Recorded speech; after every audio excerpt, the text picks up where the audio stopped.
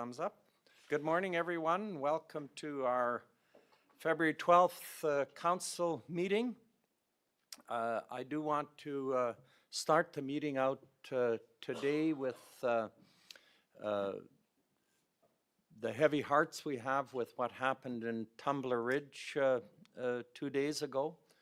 I think our hearts are all with the people of Tumbler Ridge, especially the families that have lost young children.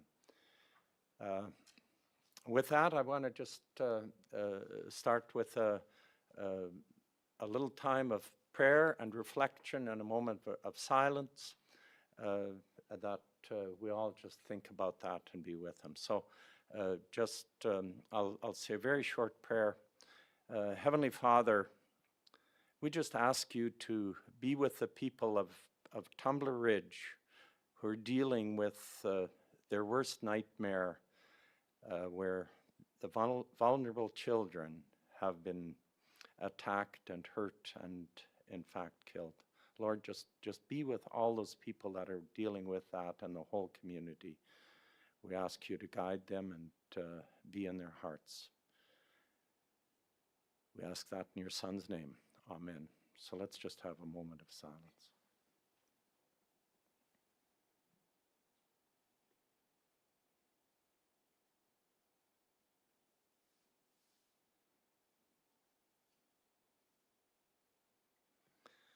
Thank you, everyone. And we have to remember that these cases can happen anywhere. As Tumbler Ridge is a small community and it touches our family a little bit closer. My wife grew up not far from there and knows the area well before it was developed. And it just goes to show that things like that could happen here. And we have to keep our eyes open, our ears open. We have to assist and help our friends and our neighbors as much as we can and protect them, that hopefully it does not occur here. So anyways, with that, let's get down to our business part of the meeting.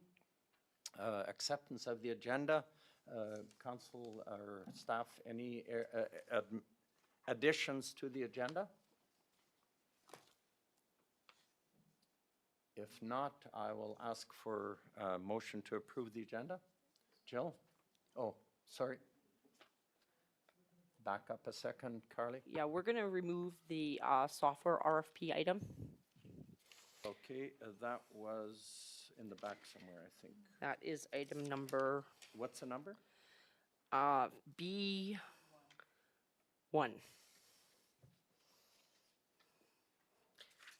Sorry, 8B1. Okay, B1. 8B1, yeah. Yeah. The operating carry forward for the financial software All right. consulting. Thank you very much. Okay. Any other changes?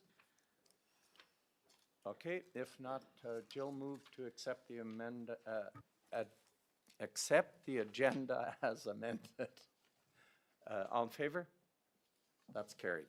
All right. Public input session. We have 3 members people signed up. So please come forward. Whoever's first. No? Jürgen, they have presentations. Oh, so nobody in the public input session. Ah, I misunderstood. I guess I got to learn how to listen. All right, very good. So no one's on the public input session. Adoption of the minutes. You've all seen the minutes, read the minutes. Any errors or omissions in the minutes? If not, I'll call for a motion to accept the minutes. Barry? All in favor? That's carried. Thank you. Next is delegations and presentations. So first of all, is Dan here? Is that? We might, that's a 10 o'clock appointment. And the other one as well? Shuras are here. So do you mind coming on early, or do you want, you're set for 11 o'clock. Would you like to do the presentation now? Or Wait.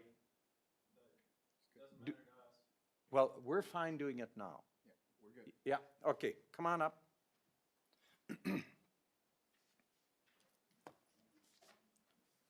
The only reason I ask is in case you had other people that were maybe coming at 11 o'clock and if you wanted them to be here. Okay. That's the reason we have an agenda and we have times and, but it is flexible, but we could always go back. Okay, so please introduce yourself and then make your presentation. Make sure you have the mic on when you're talking so that people can hear you online. Just push the button there. Okay, you're on. All right, well, thank you, council, for seeing us today. We just wanted to bring up the fact of our, Please just introduce yourself for, sorry. The public members. I'm Corey Shura, and this is Jackie Shura. We're the owners of Deep Creek Camping and Events in Sangudo. So we just wanted to bring up the concern of the sewer fee that we pay per month while we're in operation at the campground. We pay $6 per month per site to an amount of $354 per month. And we get nothing for our service that we pay for. We are not allowed to dump at the county Sani dump. Our guests are not allowed to dump at the county Sani dump. They have to go and pay. So what are we paying for? What do we get for our money spent?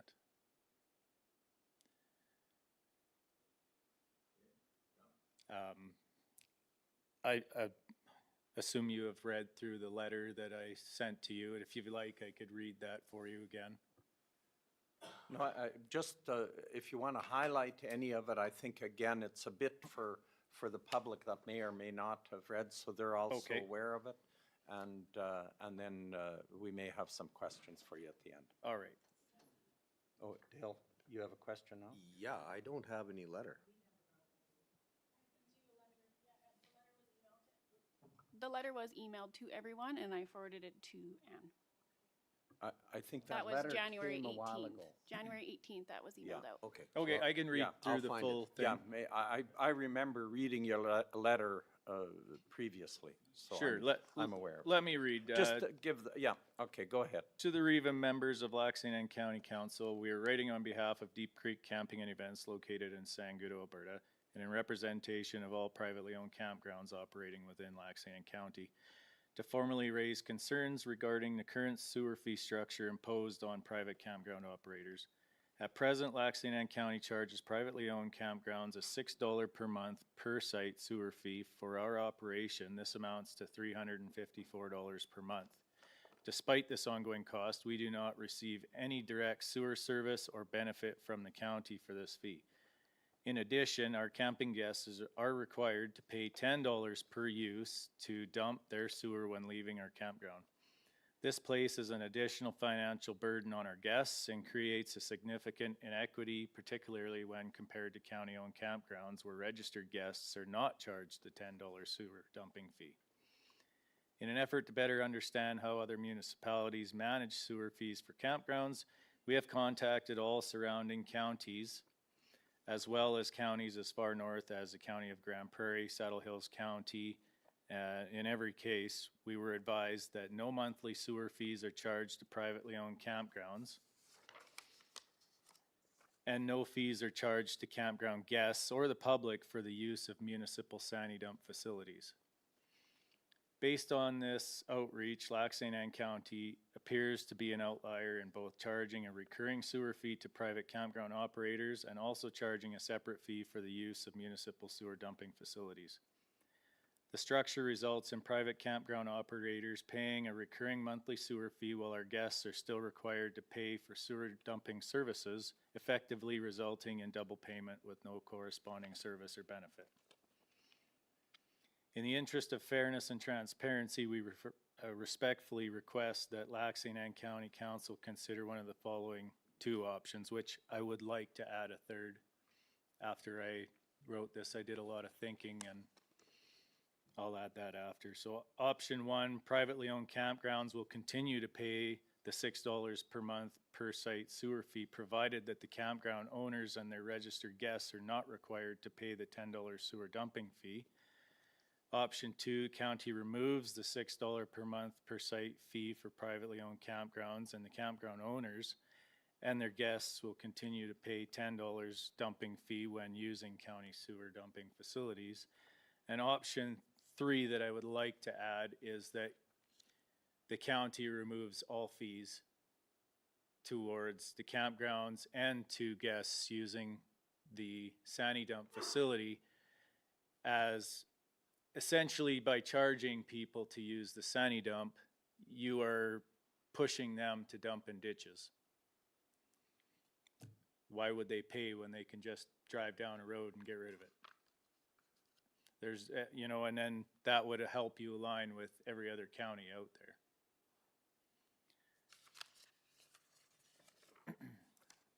So any of these options would result in a more equitable and consistent approach, aligning costs with actual services received and creating parity between privately owned and county-owned campgrounds, which also brings Lac St. Anne County more in line with regional municipal practices. Privately owned campgrounds play an important role in supporting tourism, local employment, and regional economy within Lac St. Anne. We believe that a fair and balanced sewer structure fee is essential to sustaining these businesses and maintaining positive relationships between the county and private operators. We respectfully request council's consideration of this matter and welcome the opportunity to discuss these concerns further. Okay, thank you very much, Corey. Any questions towards Corey? Bo? I just got one comment on there. You said you're getting a $6 per site fee, and you're also getting a dump fee of $10. Does that go directly into some sort of sewer system that's pumped out, or is it? When our guests go to dump at the Sani dump at the county facility, At the county? or us ourselves, we're charged $10 each. Okay. I'd like to add one more item on there, would be your annual taxation is also another cost. So I myself own a Yes. campground, and I have the same fees as you. And the way I see it, it's almost triple dipping on the utility. So it's something that, you know, I believe should be considered. Thank you. Thank you. Okay, thank you. Dale? I have a question for administration. That question would be, the Deep Creek Campground are a tax-paying entity? Yes, they pay taxes? Thank you. Okay, any further questions? Do we, for administration, do we have a policy regarding this that we could review? A policy, sorry, just for clarification, a policy regarding the sewer utility? Yeah. It's a bylaw. I'm just trying to find Is it. that something we could see then? So one more question is, when did this policy become a bylaw? Because in the documents that Trista had sent to me, it was, from what I can understand, it was added in 2022-23 to the bylaw. So, and we just couldn't find it, so please correct me if I'm wrong. I just don't know exactly when that was made into a bylaw, but from what I could read, it was added in 23. And we've been paying since 2018. Ann? Thank you, through the chair. We haven't met yet. I'm Ann. Nice to meet you both. One thing I would suggest is just if you've given us some information and requirements, but I do think there's some options, and we do have to look at what the charge is for the bylaw, to Councillor Knish's comments too. What, like you've given us the regional as well, but if staff could have an opportunity to bring this back to council and just look at the options that you've laid out, also to highlight the bylaw when it came into effect, so that we have all the background, so we can give the information to council and then they can make some decisions. So Yes. thank you for that. Yeah. Thank you.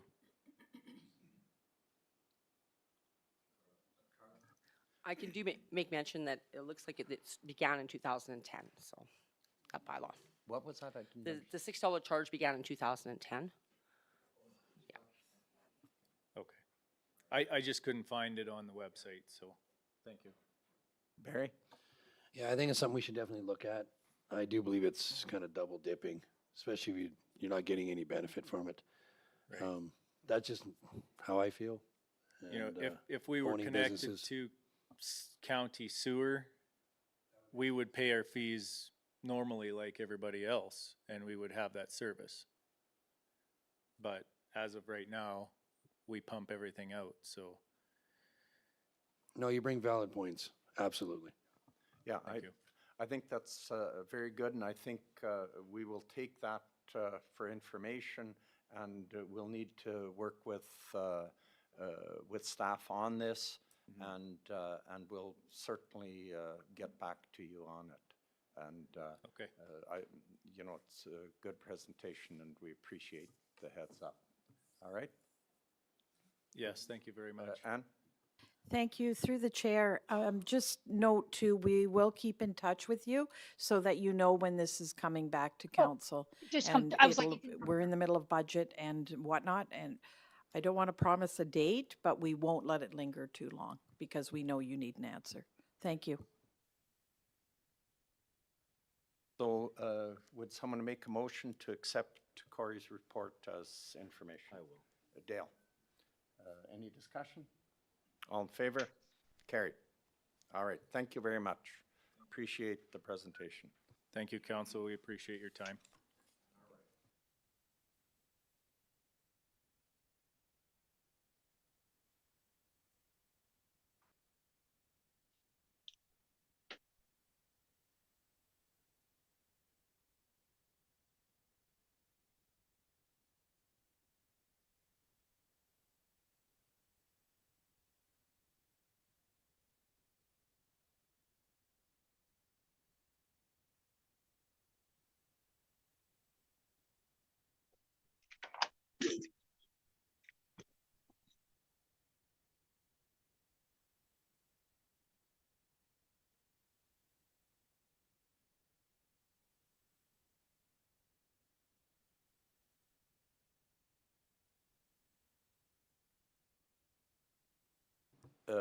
Sorry, I had my mic off.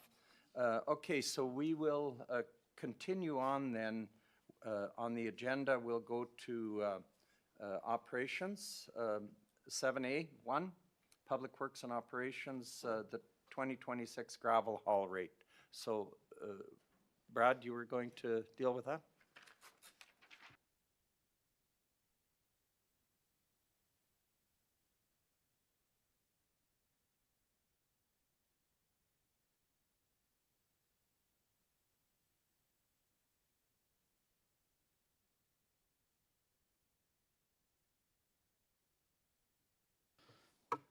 Sorry, I'm just gonna cue it up. I wasn't quite ready yet.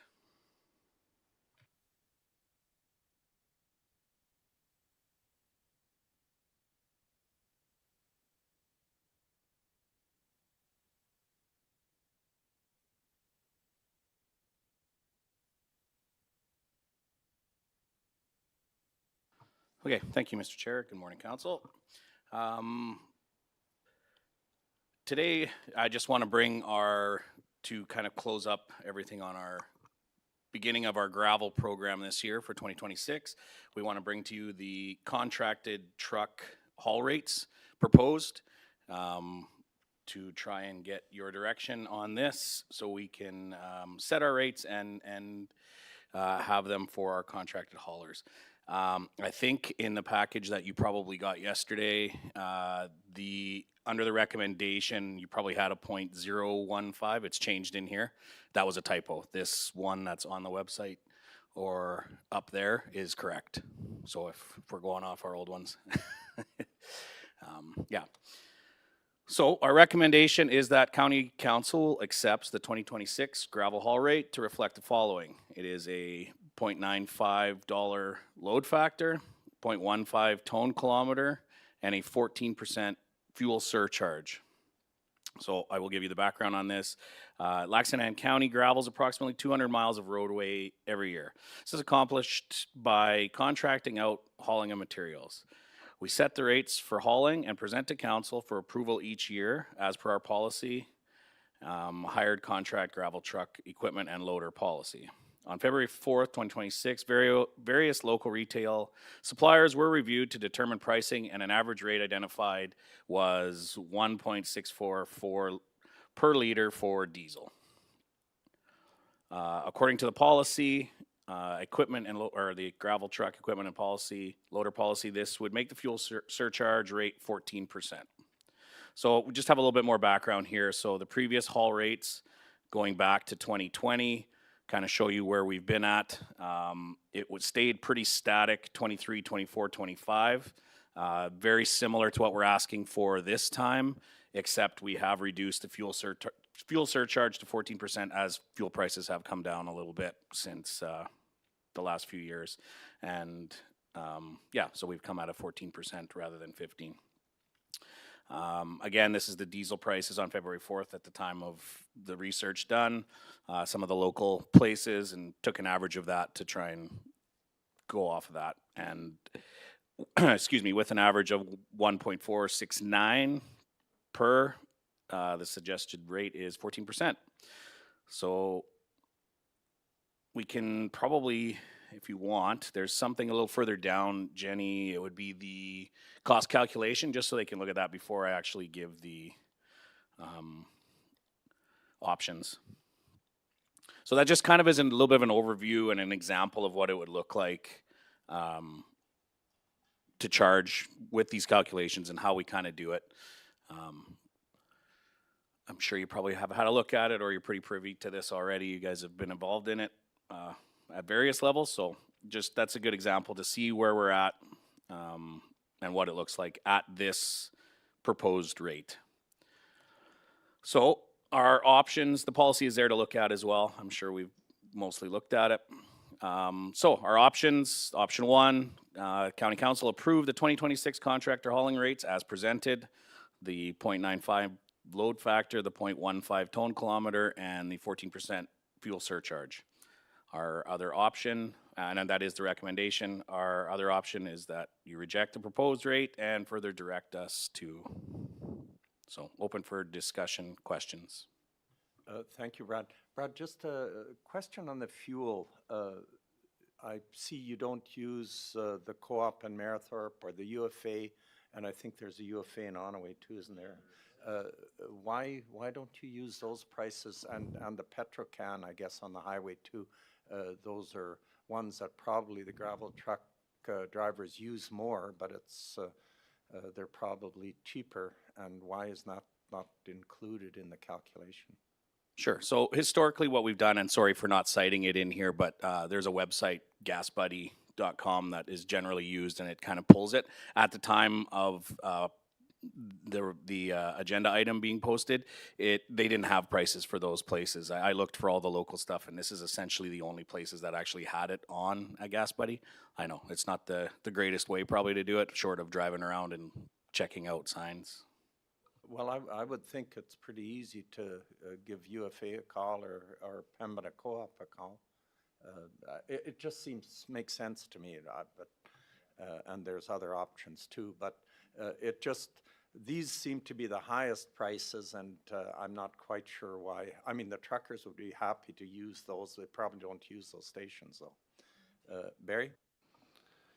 Yeah, I was looking at the fuel price too. I got diesel yesterday at $100.20.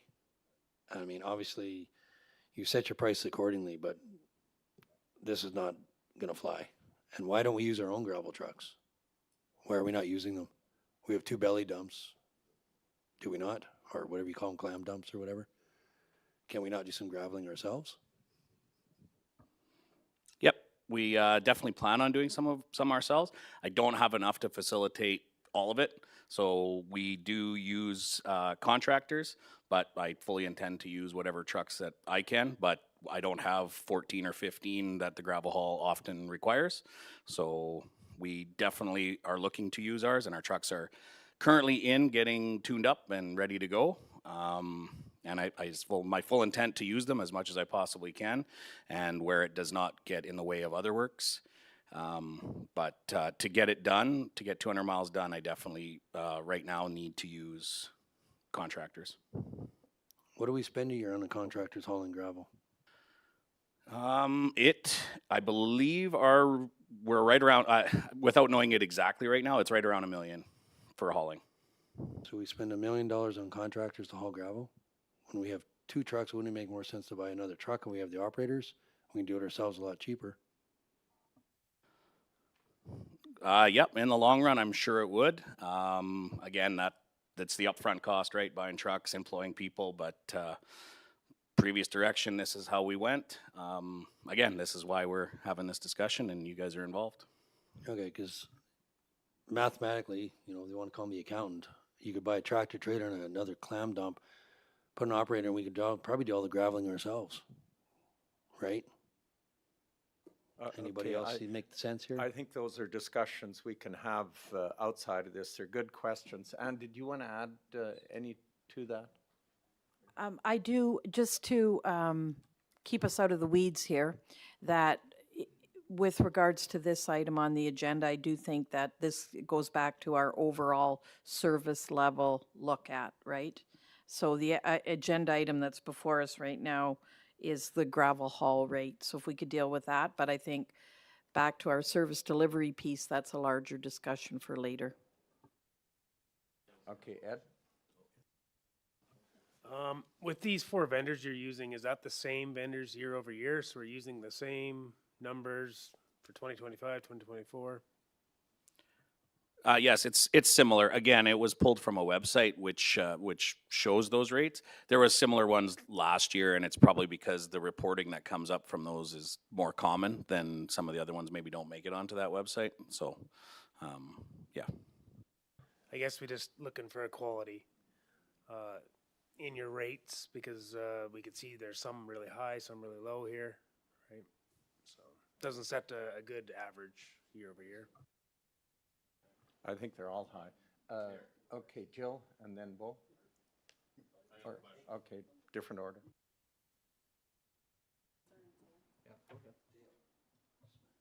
I had a few truck drivers call me. I'm just here to support their decision as to do a no cut. I know it's only 1%, but that 1% also helps them with maintenance and tire expense and everything else. So if we can keep it at 15, that would be lovely. Thanks. Anyone want to comment on that? No? Excuse my ignorance, but what is the difference between the tone per kilometer charge and the load factor, and how do they relate to our budget?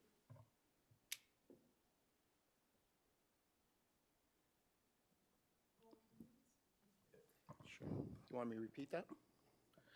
Can you explain the difference between the tone per kilometer charge and the load factor charge? I figured this was going to come up, and our civil tech does most of this, and I'm kind of throwing out here out in the weeds. But essentially, I think it's a charge that covers, like load factor will cover your material and your weight, and then the tone kilometer, I guess, factors in both your weight and your distance traveled. Yeah, it's kind of the standard way of going at it, but. Yeah, because to me it looks like a double charge for the same item. Yeah, and to be honest, I'm sorry I don't have the full background on that for you. No. Okay, Dale?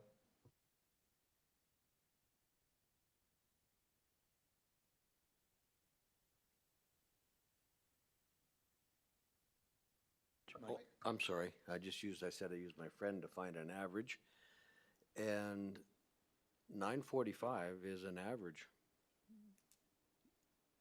And what I'm talking about is total charge. And we are saying it's 933.60, right? So based on averages, we're right in the average at what you've quoted. It's right there. Based on per kilometer haul, based on distance, the whole 9 yards. So you're suggesting 933, and by what I just figured out here, the average is 945. So that aspect to me tells me that we're in the average. Just What are you talking about? The 933? I'm talking total cost, $933 per load, Okay, okay, okay, and the average all right. is $945 per load, same distance, same weight. Okay, And that average, I take it, would be in Alberta. That's a consumer average. okay, thank you. Mike? I would have liked to see, on your fuel here, like to get some bulk stations in there, like from definitely UFA, because they're both east and west end, maybe co-op, and then kind of price compare, because that seems awfully high for clear diesel right now.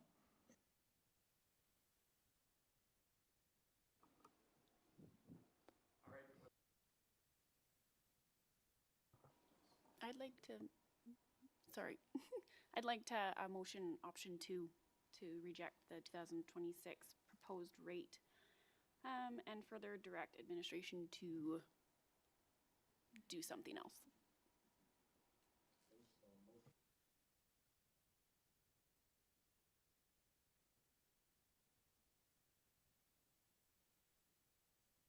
Sorry, so the motion is to, option 2 and direct administration to come back.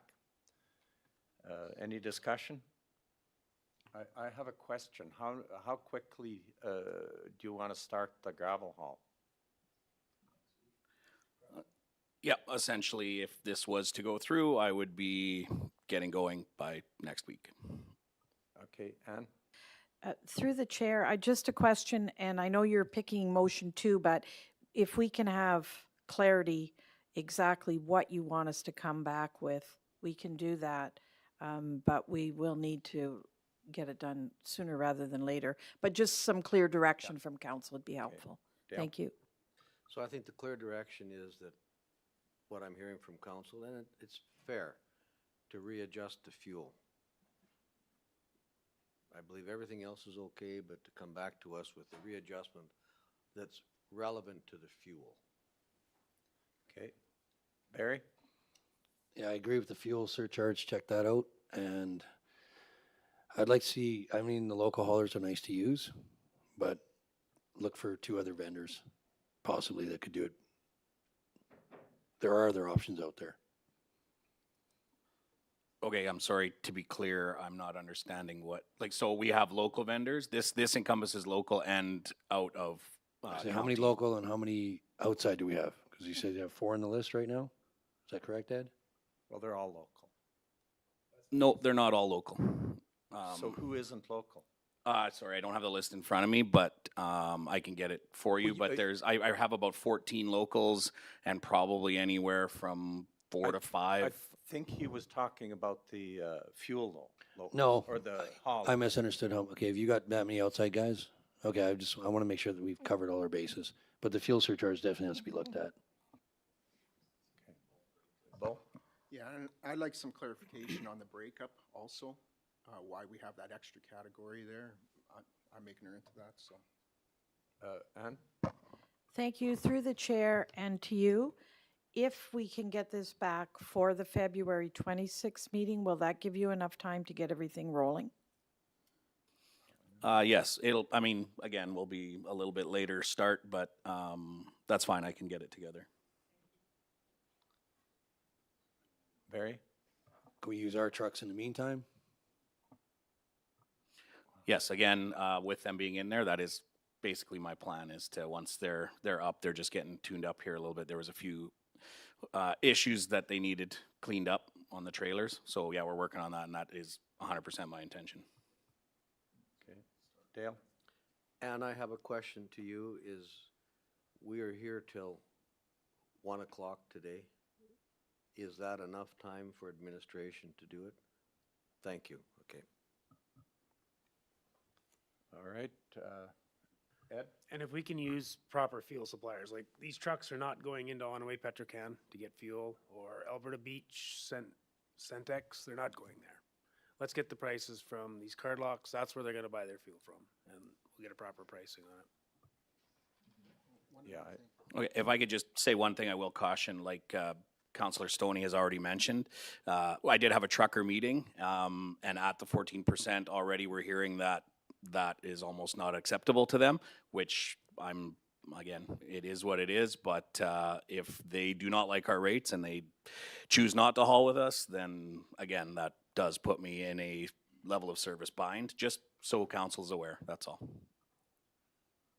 Okay, Bo, did you have some?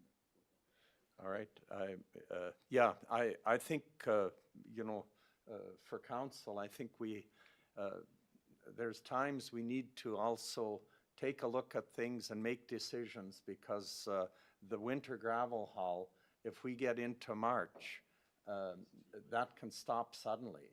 And then, our decision could affect that we don't even do a haul.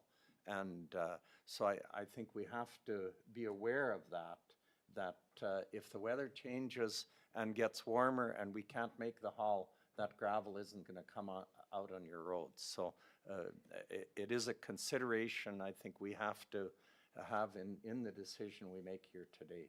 Because if we push that out to the 26th of February and don't make a decision until then, there is a major risk of not getting the winter haul done. So would a third option be in order where that we approve the first part, but recommend that next year a more rigorous role in dealing with fuel surcharge be done? That way, you know, this year, I mean, we can fix everything, but sometimes we can't fix it in time to do what we need to do. So what I'm suggesting is a third option, that the county council approve the 2026 contractor hauling rates as presented, but then for future, do a more rigorous check into the fuel surcharge. That's my motion. Well, I won't accept the motion because we have a motion on the floor right now. So we'd have to, proper procedure would be, if that's what you want, we defeat the motion and then have a second motion. Okay. But I cannot accept that motion at this point. I'm happy. Mike? How about for Dale's motion here, if we add for the winter haul, so we can get going and then revisit because obviously this is for an annual thing, right? So if we did it for the winter haul, then we could have proper fuel surcharges for the summer, you know, because because we're gonna run out of time here to haul, you know, your gravel, I think, before spring if we wait till February. Okay, Bo? I'll call the question on the first motion. Okay, just, I asked for Bo first and One then I'll other pick up. clarification here. Have we had, did we research having it delivered from our suppliers? Do we have a cost comparison? To use supplier trucks, you mean, or? Yes. No, most of them use contractors. I think Barhead does have their own trucks, and they fall under this as well. Okay, so can we approach them for a price quote out of the pit delivered? For a comparison? We can, again, I'm not 100%, we definitely should be able to. In my experience, I don't know that, again, it falls under contractor. They might end up charging by the hour. I feel that might end up costing more, but we can definitely look into it. Okay, the vote has been called on the motion, and so I have to call a vote on the motion. So the motion is, is option 2, bringing that administration comes back. So all those in favor of that motion? All those opposed? That motion is defeated. So I would accept another motion now. So, did you capture my motion and the addition?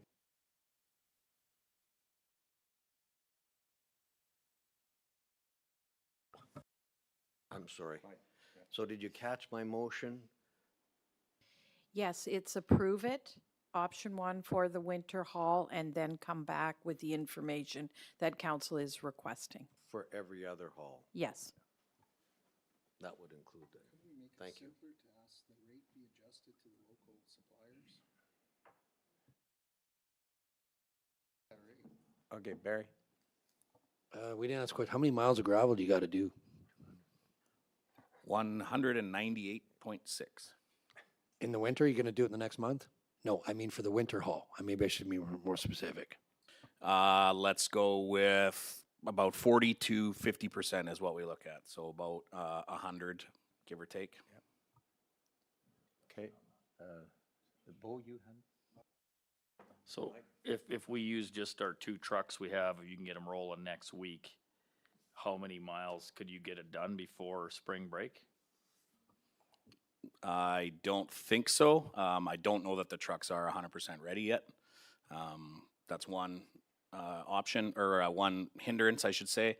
And I don't know. I haven't looked into 2 trucks doing it to see how far we can get and how much they can get done in a day. I would say oftentimes when we are fully trucked with some of the longer hauls, we do plan on starting with a shorter haul, and I mean, it can be adjusted. Our average that we're looking for is a minimum of about 6 miles per day. That's fully trucked. So I'm thinking we'd not getting a whole bunch with just 2. Well, when you say fully trucked, you mean like 10 or 14 trucks rolling? Correct.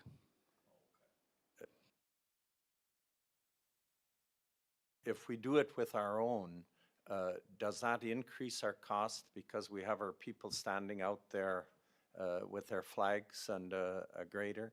Or does that not change anything if we're only running with 2 trucks? We still utilize our own personnel for signs, flagging, graders, all that contracted, or if we're doing it ourselves. So we would save the contract price if we were to do it ourselves. Again, the only thing, not the only thing, but another factor to consider is that it is pulling some people, I mean, two extra people, really, 2 drivers out of the regular work because they're not just strictly gravel haulers. They do other things as well. I don't think you understood my question. You have people, flagmen and that at the site. So when there's 2 trucks hauling, 80% of the time or 90% of the time they're sleeping. And when you got 10 or 12 trucks going, they're busy the whole time. So it's inefficient use of our staff. Is that true or not?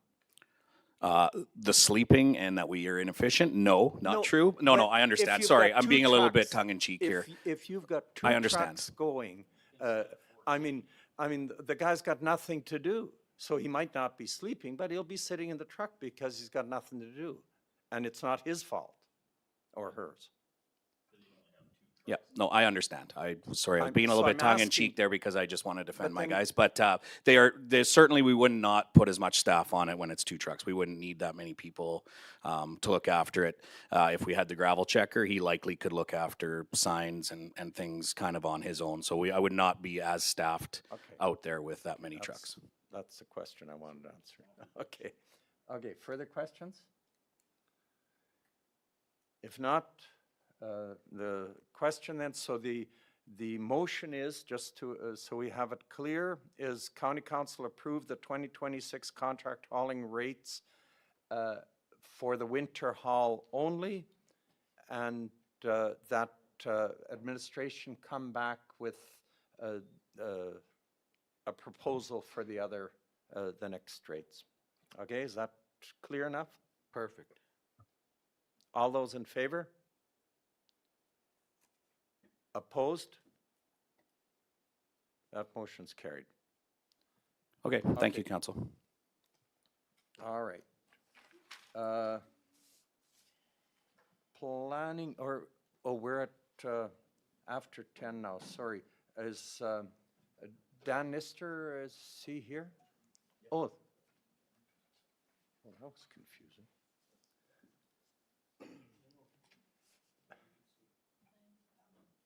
Yeah, please come up to the front here to the mic. Introduce yourself and then make your presentation. You can just use the mic.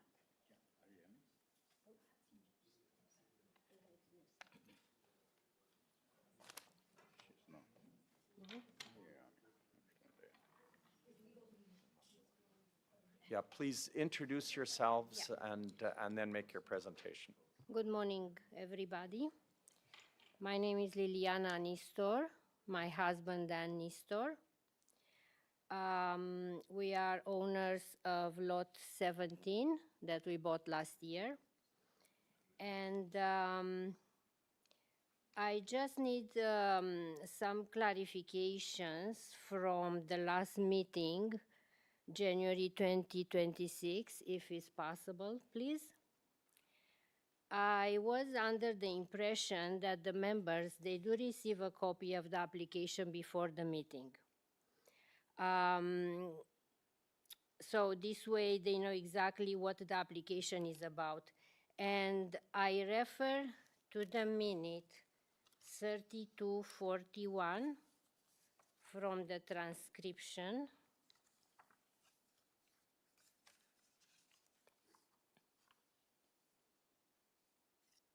Where a member said they are old junky trailers in here. So this is my application. On the second page, it is mentioned the start date of building the manufactured home is June 2026, and the completion date is June 2027. So I would really like to understand this statement here.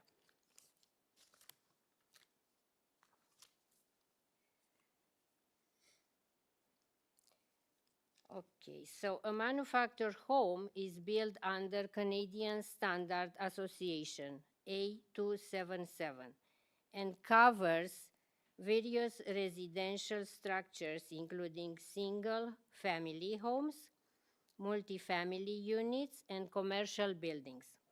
This is the reason why nowadays manufactured homes are so expensive, and financial banks, they do approve mortgage, and yes, they get insurance. And I'm saying that, and I refer to the minute 33, when a member said, I don't even know if you can get insurance for a house trailer. Again, I would like clarifications on this. And minute 3844.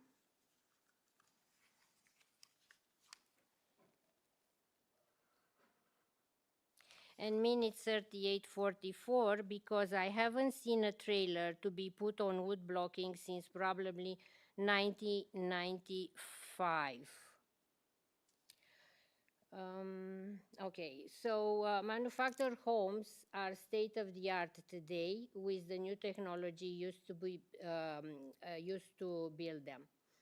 After we checked a few companies, we decided to build with Jandel because this company has 50 years experience in the field, and they are able to explain in details all our questions and concerns about the bylaw. Now, talking about the bylaw, I want to refer to the bylaw. I hope everybody has a copy in front. So, mobile homes and modular homes, 2416. Mobile homes older than 5 years at the time of application shall be prohibited in this district. So ours, we didn't even start building.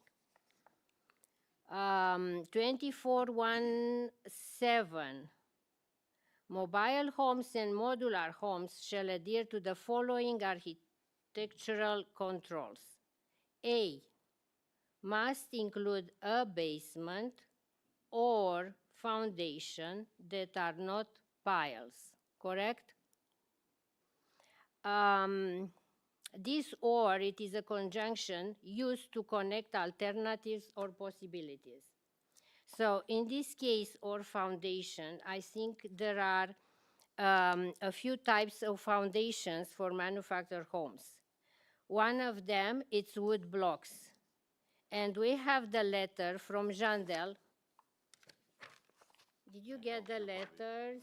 Did you get the letter from Jandel, from the building company? Signed by Tim Jones. Yes, yes. Okay, so I'm not going to read it.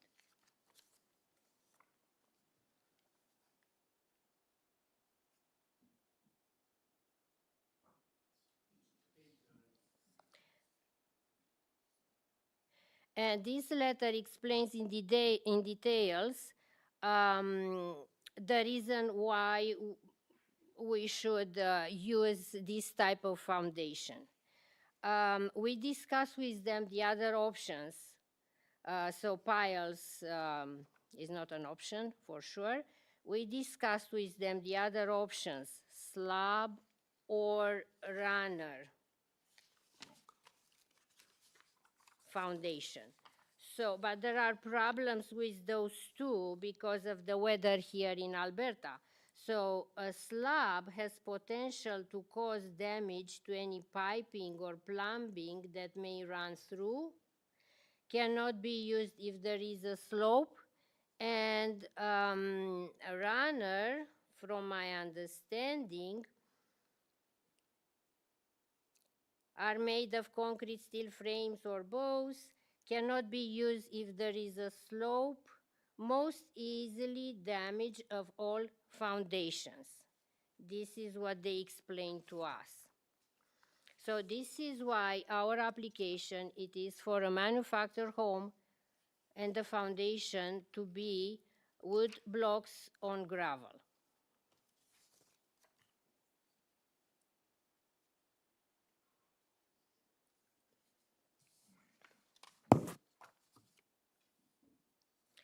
I want to refer to the minute 21:05 from the last meeting, when a member said wood blocking, which goes directly against the land use bylaw, which is either a foundation or a full basement. Reading this bylaw, I don't see this statement here. The bylaw said must include a basement or foundation. I would really like clarification on this statement from the bylaw and statement from the last meeting.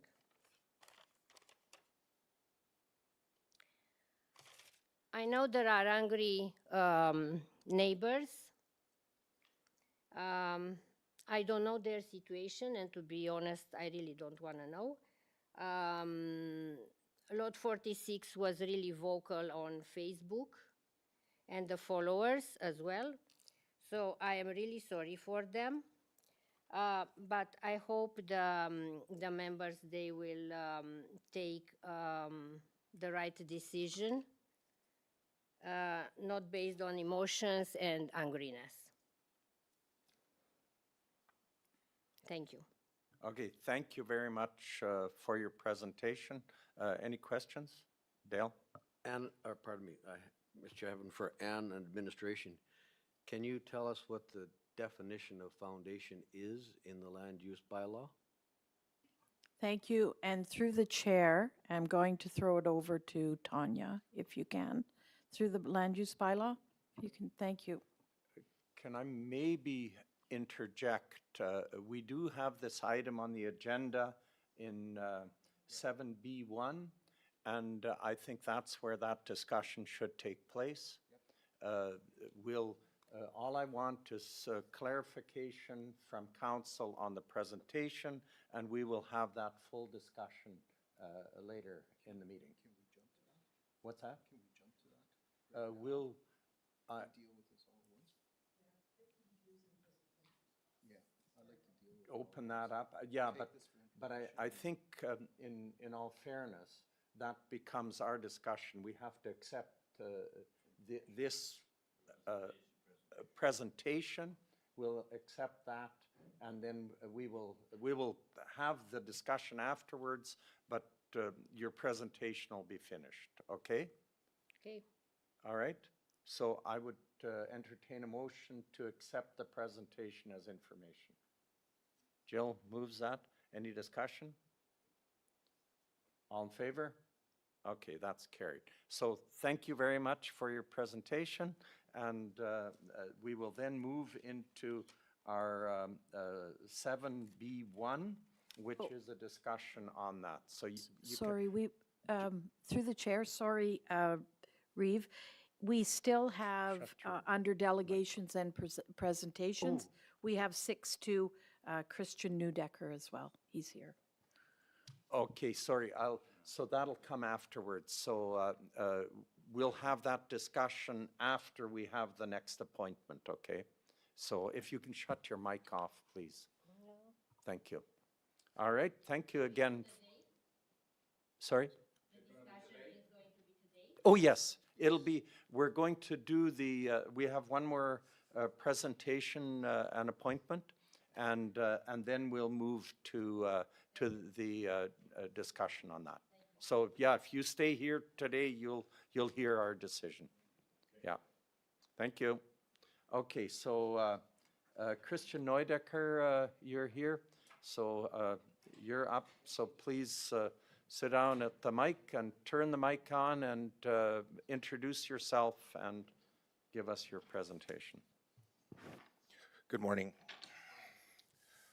Okay, so thank you for the opportunity to speak today. I'll try and be as brief as I can to get through the information and as concise as possible so that hopefully I answer any questions that you might have right off the bat with the information I provide. I'll start by introducing myself and my family, and we'll move on to the problem at hand, and then we'll move on to the actions of the county or lack thereof, and then hopefully finish with our expectations on how this could be handled moving forward. So I will start by saying that my family has been in this county since before it's been a county. We've invested a lot of time in this county. My family came here in the 1910s. They built the trestle. They built the Trinity Lutheran Church. We've been here for a very long time, and we love this county, and we want to continue investing in it. My wife and I, with our 2 small children, moved to the county in December of 2023 and largely have loved our time here. We think this is a great place to call home, and we think this county has a tremendous amount of untapped potential for a lot of people.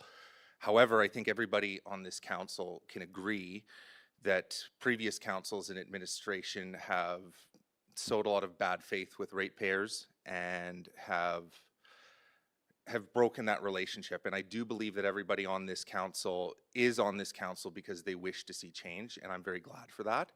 And I think that this small problem that we're having is an opportunity to take a step in the right direction. So essentially, I live in Diamond Country Estates, which is a small estate subdivision near Alberta Beach. The portion of the subdivision that I live in has 14 lots, 10 of which have homes on them. Of the 10 houses that exist, 6 of them have small children. I would estimate that there isn't a house in there worth less than $600,000, and there's probably at least one pushing $1 million. Now, of the 4 vacant lots, 3 are of no consequence, but I'm speaking to you today about lot 43, which in some respect or another has been an issue going back to 2011. So I want you to think about that. That's 15 years. There's been some sort of issue with this lot. I'll briefly describe the history of it, but I'm mostly going to focus on my involvement in it since spring of 2025. I wish that my neighbor, Mr. Larry Primo, lot 41, was able to come today, but he is out of the country. He's definitely going to be the historical reference for a lot of the problems with this lot. And he could speak to a lot more of that than I can directly. But the bottom line is that this lot, in one respect or another, has been used as a garbage dump. It has been used as a biker lot for partying. It's been used as a homeless encampment for drug users. And quite frankly, there's been no change, and the problem seems to be getting worse. So that kind of brings me to my involvement. Spring of 2025, a large hole was dug on the lot. A hole that is still there, and the overburden is still there. At that time, I contacted planning and development, and I had asked if there was any type of permit on the lot, and they did tell me there was a development permit and that a construction permit would be forthcoming. So for me at that point, that was basically the end of it. I was like, the landowner's going through the correct process. It looks like they're gonna build a house out here. They're gonna clean it up. That's fine. That's great. I would say that probably like in my subdivision, probably much the same as in most of the county. We all know each other and we all mind our own business. I don't care what my neighbor does. My neighbor doesn't care what I do. You know, we're there to help each other if we need it, but largely we stick to ourselves. And that was my viewpoint on this property for a while, until it wasn't. And essentially from spring onwards, there was a tremendous amount of activity on the property that involved construction, cleaning up of the property. So again, at this point, our viewpoint was, okay, well, they seem to be cleaning it up. It's not a bad thing for the neighborhood. It became a problem when it became aware to us that people were residing on the property. So again, I'm gonna try to keep opinion to a minimum here, but I'm just gonna point out that the owner of this property is a colorful individual, and the people that he allows to reside there are as well. I would go so far as to say they're, let's just use the term undesirables, okay? They came to live on this property, and that was when I started to try to work with planning and development and enforcement to see what could get done. And I mean, we'll get onto that later, but essentially, I'm just gonna lay out the land use bylaw so that I can tell you from our view what's going on this property and what's wrong with it.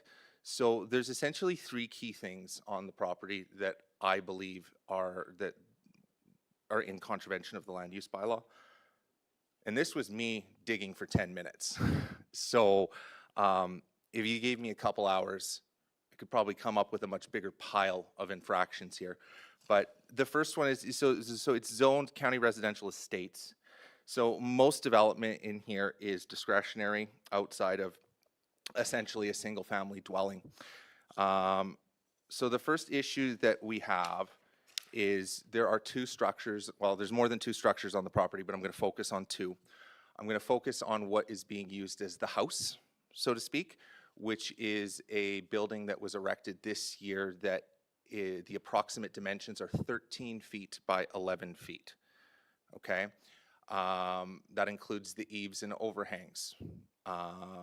And then there is a second building, which is an eyesore of a super shed, which is approximately 32 feet long by 8 feet wide. So we'll kind of start with the super shed. It's in contravention of the bylaw. And this is section 9.16.2, and that's minimum setbacks. It's required to be 82.02 feet from a municipal roadway. It doesn't meet that setback. So not only that, it doesn't meet the requirement of section 3.2.1, section L, which states that buildings greater than 100 square feet require a permit. So this does not have a permit. It couldn't possibly have a permit. Now, I recognize that this particular section of the land use bylaw was amended in 2019, and the surface area now will read as 10 meters squared, or just under 108 square feet. So both of these buildings are in contravention of that particular portion of the bylaw where they require a permit, they do not have a permit. And the superstructure is in contravention of the bylaw in terms of its setback from the municipal roadway. Further to that, Section 10.1.20 states accessory buildings shall not be used as a dwelling unit unless it is an approved additional dwelling, keyword additional, or secondary or garden suite. There's no primary residence on this property. They are using an unpermitted shed as an accessory, as a residence. So from our viewpoint, these buildings are in contravention of the bylaw in several ways that I've just noted here. In addition to that, can kind of move on to, I might have to go back and forth between paperwork here. Section 10.1.54 talks about objects restricted in yards. So section B states any excavation, storage, or piling of materials required during the construction stage unless all necessary safety measures are undertaken. The owner of such materials or excavations assumes full responsibility to ensure the situation does not prevail any longer than reasonably necessary to complete a particular stage of construction work. Now, there's no reasonable reason for there to be an excavation on this property dating back to May of 2025 in absence of a building permit. There is no building permit on this property. As of a discussion that I had 30 days approximately ago, there is a development permit on the property, but there is not an approved building permit. And even if a building permit got approved in the last 30 days, there is no reason for this hole to have been dug prior to the building permit being issued, and there's no reason for the overburden to be sitting there. So moving on, same section, we're talking about on-vehicle storage, on-site vehicle storage, 10.156, and it states within CRX, CRS, CRE, which is where we are, CLR, CR3, and UR districts, no more than 2 unregistered motor vehicles shall be permitted to be kept or stored on any residential parcel upon which a single dwelling or mobile home is located. No unregistered motor vehicles shall be allowed to be kept or stored on a residential parcel which does not have a dwelling located onto it. Now, it does go on into a further section that allows for planning and development to give a reasonable exemption to this rule, but there is no reasonable exemption in this circumstance. There are 2 unregistered motor vehicles stored on this property. There is a truck and there is a motorhome.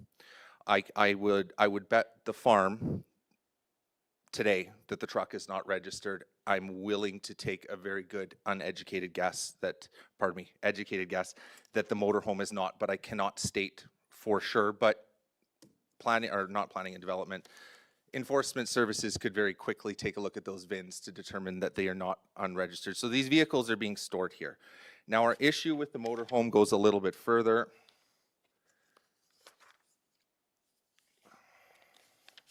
And this isn't the first motorhome. There have been other motorhomes on there that have been since removed. The one that I'm currently speaking about was brought in the fall after another one has removed, and it was also being used as a residence for these vagrants that were living on the property. Sorry, bear with me while I just pull it. Okay, so coming back to, I guess it is section 9.6, which is outlining the rules for county residential estates.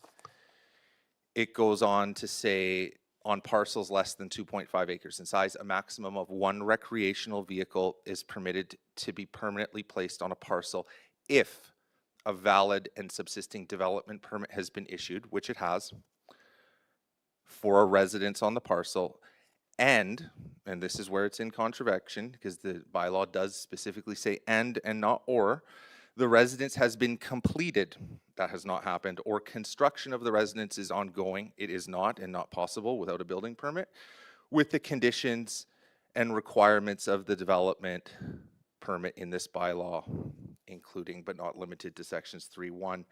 So that brings me back to the unregistered vehicle. So essentially we have 3 key issues here. From our standpoint, we've got these unpermitted residences. We've got these unpermitted buildings, one of which is being used as a residence, that are in contravention of the bylaw because of setbacks, lack of permits, and residing in a shed, We have the overburden and hole that has been dug on the property and has been left for going on to a year in absence of a building permit. And we have a motorhome that is in contravention of the bylaw simply for existing without the presence of a building permit. But further to that, because it is a motorhome and not an RV, it is also a vehicle. So it is an unregistered vehicle along with the truck. So, and again, this is me doing 10 minutes of cursory looking at the land use bylaws to figure out what's going on. I think now is a good time to note that our issue with this, and my neighbor's issue with this, and my issue with this, is not so much the what, but the who. I don't care what my neighbors do. I don't want my neighbors to care what I do. It becomes a problem when you start allowing homeless people and drug addicts to live on your vacant lot. If those people weren't living there, I wouldn't be before you today. I wouldn't care. And I don't think my neighbors would care either.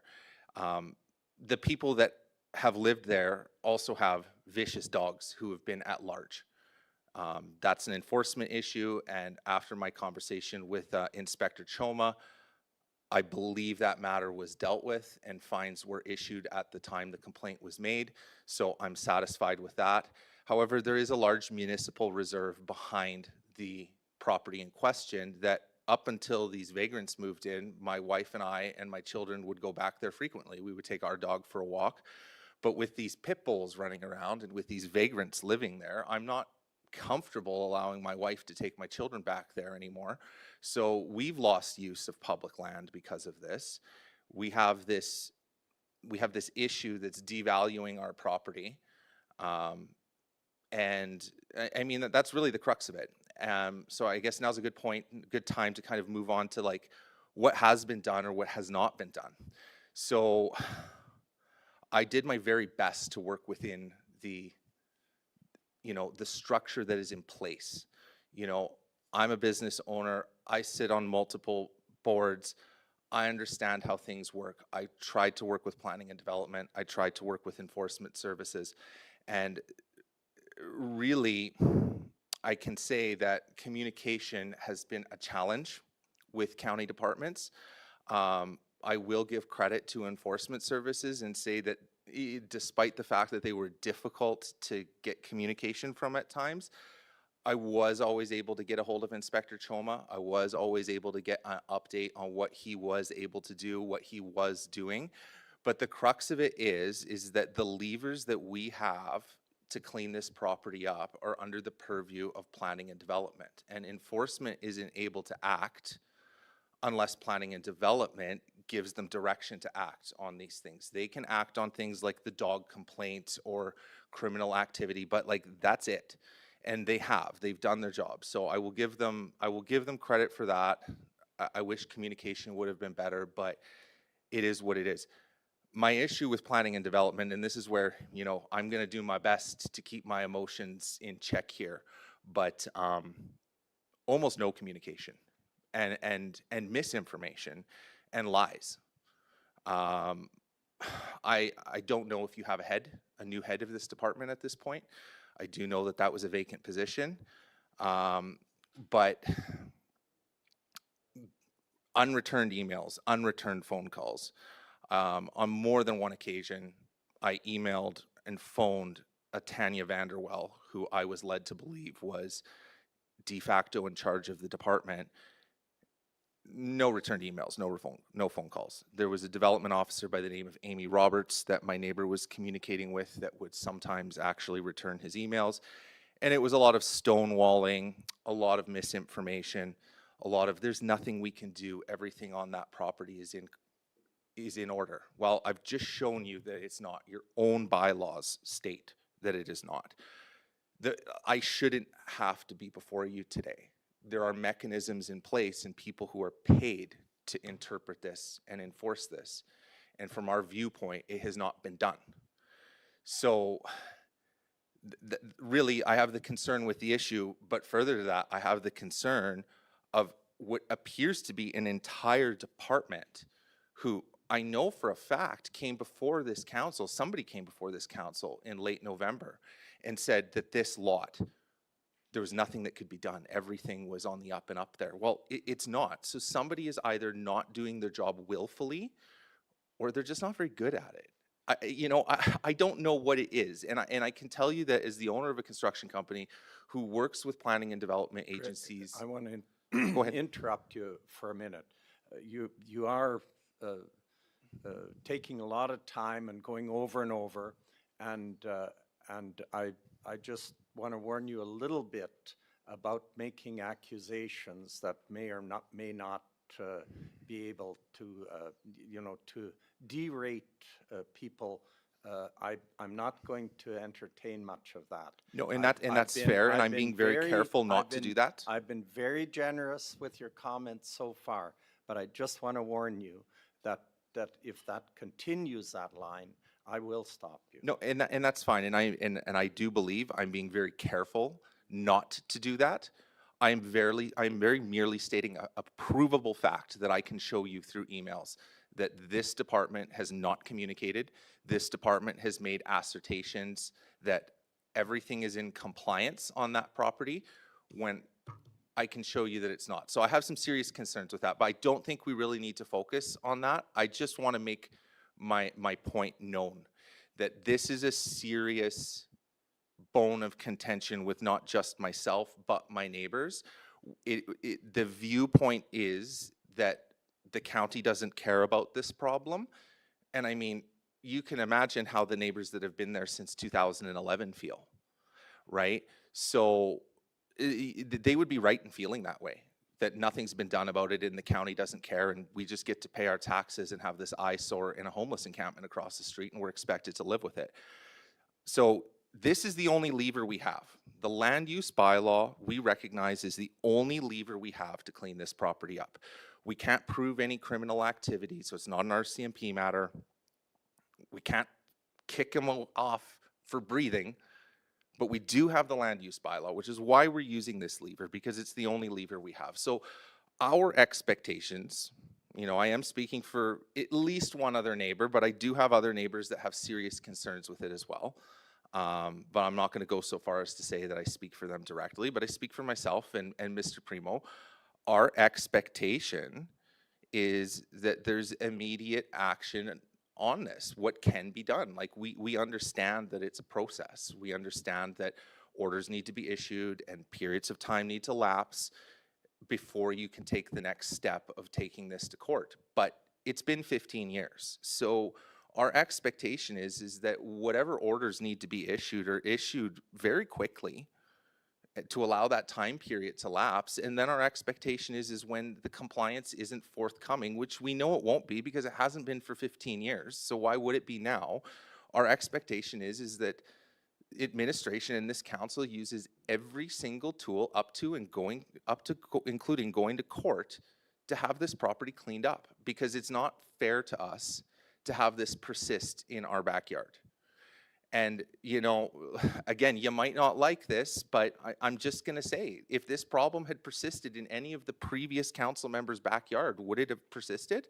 Like, you guys are all new. I know that. Like, none of this is on your shoulders. We're just asking you to remedy it. But, we had some very long-standing council members for a long time before, and I don't think that a problem like this would have persisted in their backyard for 15 years. And I don't think that it's fair for it to continue to persist in ours. And that's really what I have to say on the matter. So if anybody has any questions for me, I'm happy to answer them.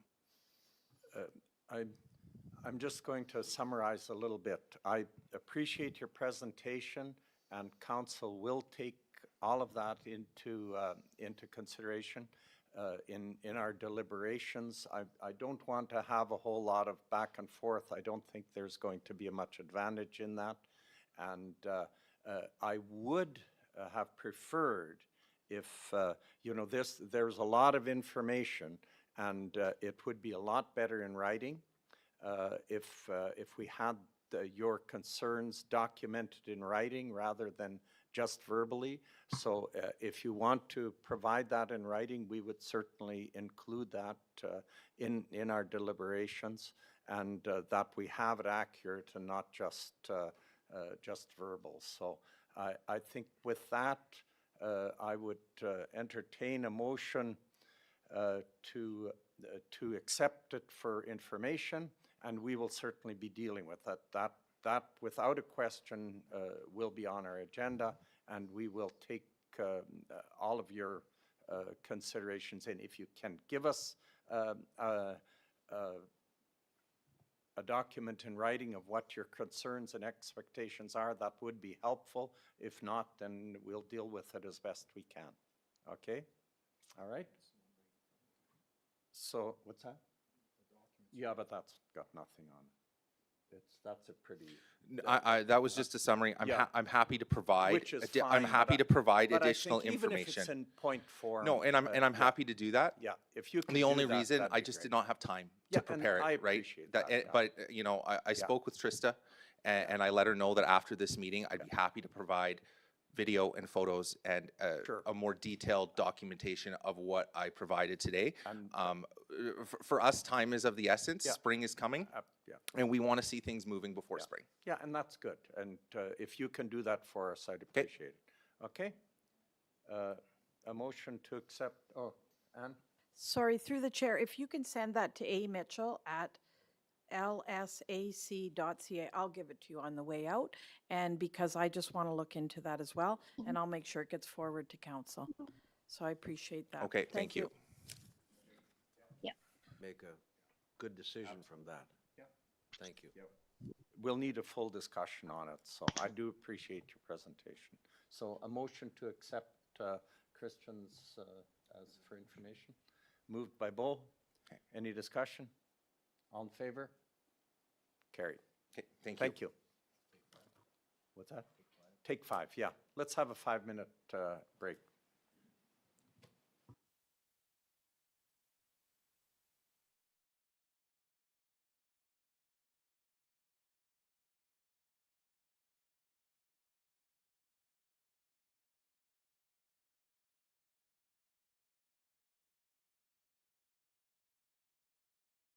At the back, okay, welcome back.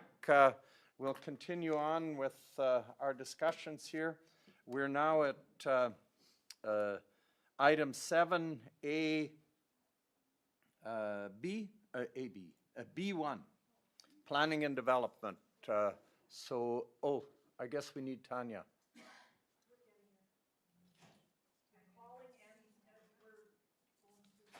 So we'll be talking about, I don't know, she may introduce it again, but it's item 25-D02020, lot 17, block 1, plan 0623018, Bell Vista Estates. So that's what we will be talking about as soon as Tanya comes in. Here she is. So Tanya, I did introduce it with the numbers of what we're talking about, so you don't have to bring that up. But as soon as you're ready, we'll let you address this. Thank you, Mr. Chairman. This is the rediscussion of the development permit 25D220. Planning and Development is still recommending approval subject to conditions. And I'll give you a little bit of background of what has happened since the first discussion. So 25D0220 was approved, subject to conditions, at the December 12th County Council meeting. The decision to approve was rescinded at the January 8th County Council meeting, and then a decision was deferred to give the landowner the opportunity to work with administration to come up with a suitable plan. The development officer for this permit left a message with the landowner on January 9th. Landowner called the development officer to discuss the options, and options are limited as the home is framed on a steel beam, and land use bylaw 22-2017-24 DC 1902, Bella Vista states the following: that mobile homes older than 5 years at the time of application are prohibited. So that does not apply, as this is a 2026 mobile home. The reason that it is described as a mobile home is the length to width ratio. So a modular is less than 3 to 1. A manufactured home is 3 to 1 in length, so greater than. On January 14th, the landowner called to say that written recommendation report will not be available by Friday, January 16th, to make the January meeting.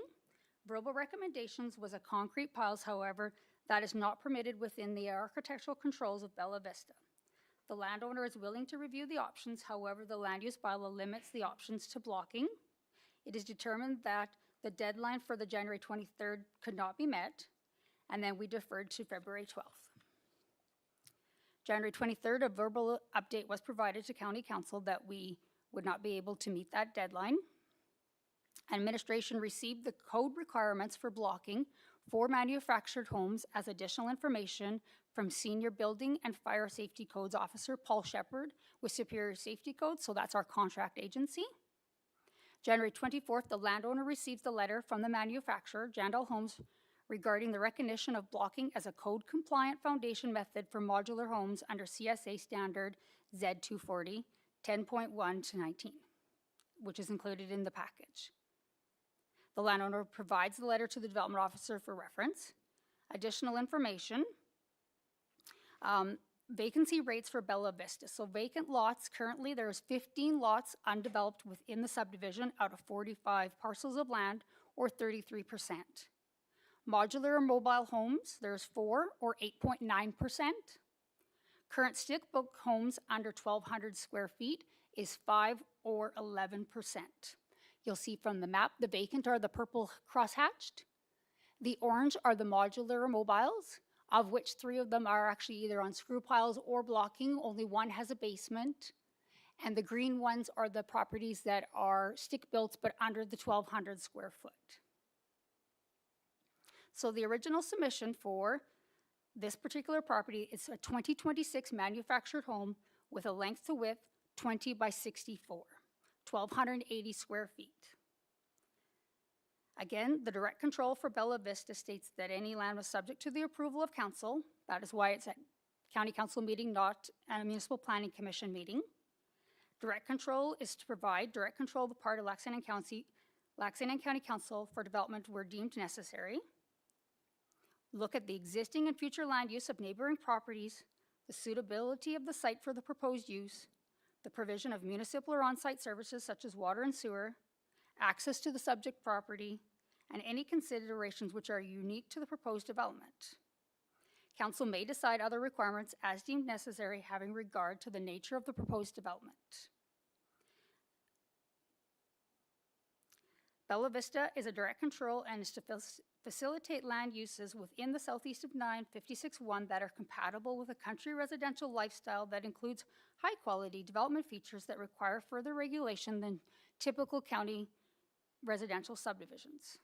The presence of the abandoned landfill in the southeast corner of the quarter section requires site-specific development controls, such as wells, which does not affect this particular property in question, as it is located in the northwest corner of Bella Vista.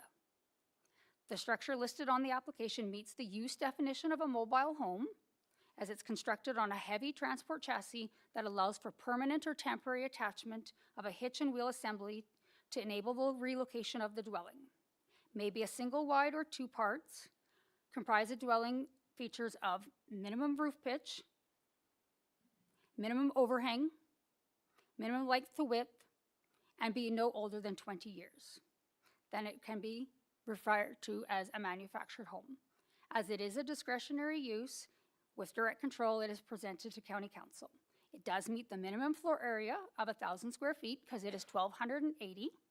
It does meet the architectural controls. It has additional features as shown in the picture. Must include a basement or foundation that are not piles. And I'll go to the definition request of foundation. As per land use bylaw, foundation 15.172, foundation means the lower portion of a building, usually concrete or masonry, and includes the fittings which transfer the weight of the loads on a building to the ground. It does not restrict piles, basement, concrete, crawl space, or blocking. And skirting then, if approved as a manufacturer, has to have floor to ground level and shall match or complement the exterior of the building.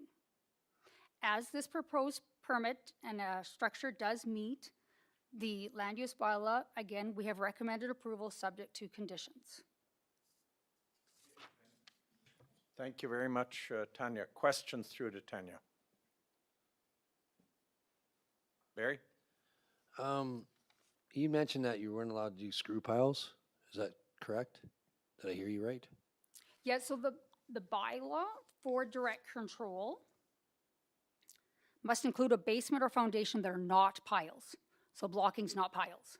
What about screw piles? Are they They're considered allowed? piles. Are they allowed? No. Then why do we have one with screw piles? So the reason that you have those other previous approvals, they were a different land use bylaw. From 2021?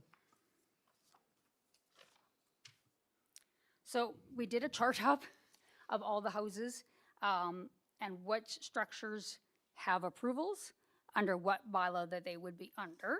It was lot 37 I'm looking at. Okay, let me just go to my chart, one moment. It's a modular home, crawl space installed on screw. So in this particular case, I'm going to do a clarification. The developer in our investigation of entire Bella Vista is in non-compliance of that development and building permit. So it's a different issue.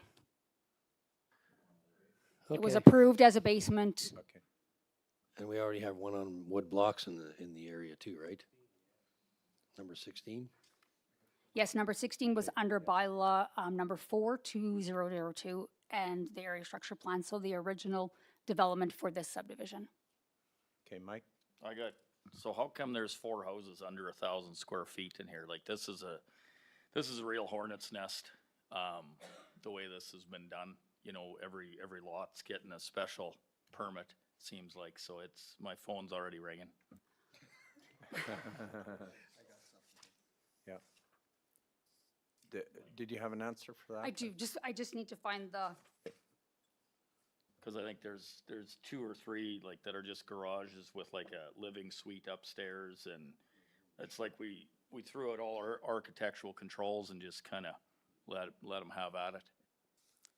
so the minimum setbacks, the minimum parcel, house size is 1,200 square feet under the current land use bylaw. So there is permits that were done previously for smaller structures, which was a different regulation. As this subdivision has had multiple iterations. So it's gone the original bylaw. Then there was an amendment in 2008 when we redid the land use bylaw. Then a bylaw 2014, a bylaw in 2016, and now the 2017 bylaw. So why would we do that? Because there's a few lots that, you know, now they're wondering why they had to follow architectural controls, and then we just changed the bylaw, change it to direct control, or we do, this, and now we're in this, right? Where I don't have an answer for these people that live there. That's the problem. That's correct. So it was at the direction of council. At one point in time, there was a survey done out to those residents to try to determine how they would like the lots to be developed. A good portion, though, are still undeveloped, so those people don't physically live there.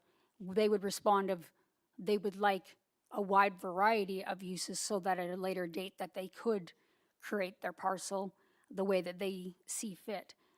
You are subject to the rules and regulations at the time of the application. So if you bought it the original, you would have had a smaller regulations, not as strict. Then as the properties were developed, stricter regulations did come in through public hearing and bylaw amendments.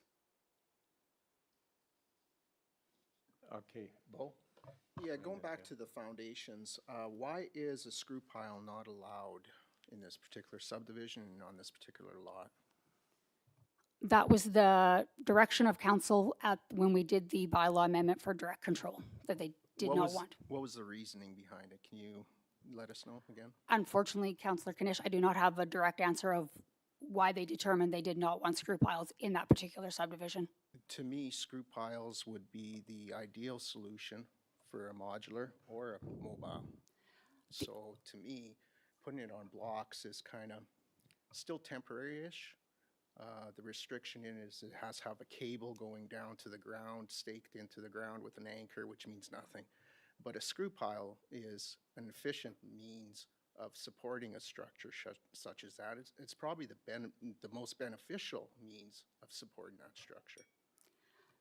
The only thing that I can come up that I remember when we were doing the bylaw amendments was because this was when it went from a country residential existing to a country residential estates. Country residential estates had stricter controls for the modular or manufactured home. They did not allow for screw piles in those other 9 multi-parcel subdivisions that have that restriction.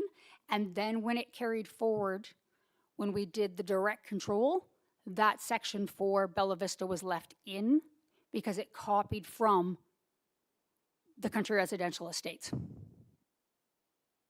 Okay, thank you. Dale? So, again, I'm going to direct this to Ann. I've heard the definition of foundation, which I needed to understand. I've also heard that there's better ways to do this in the future. We can't go back in those that are already done.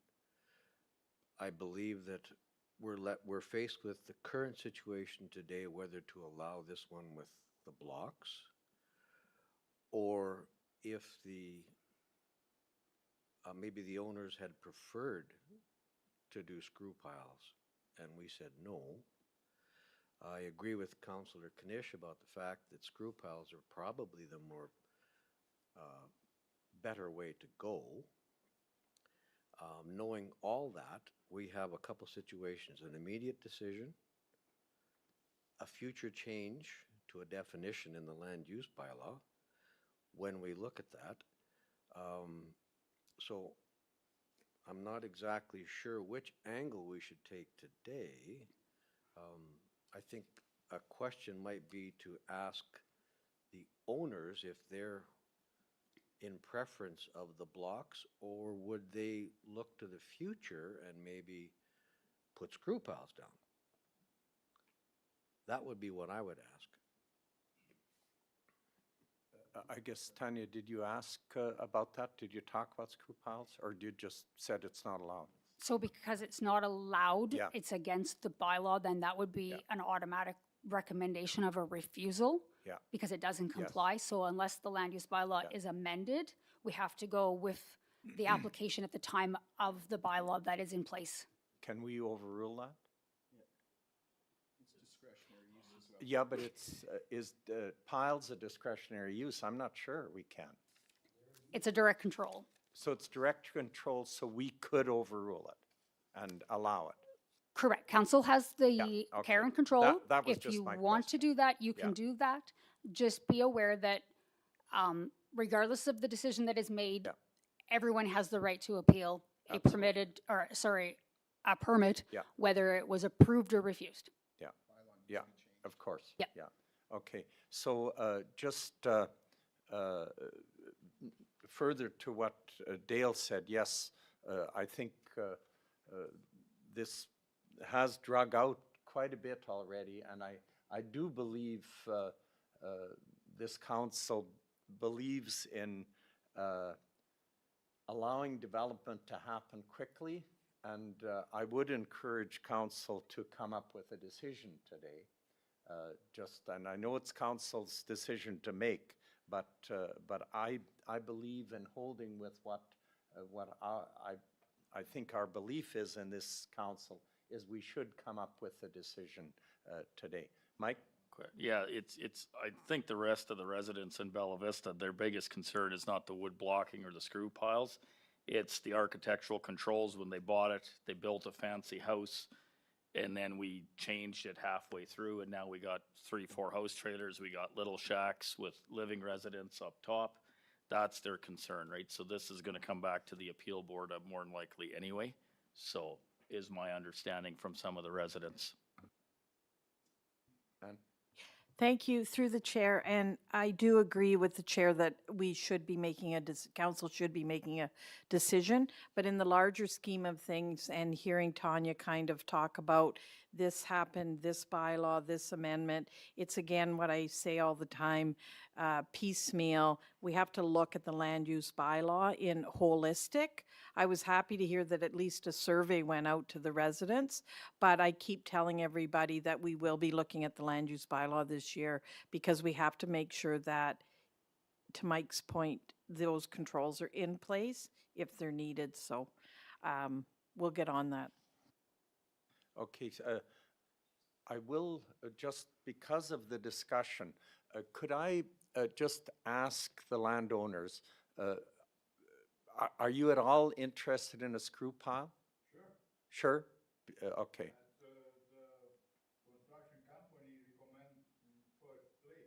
Okay. Okay. So I just, all I needed was the answer.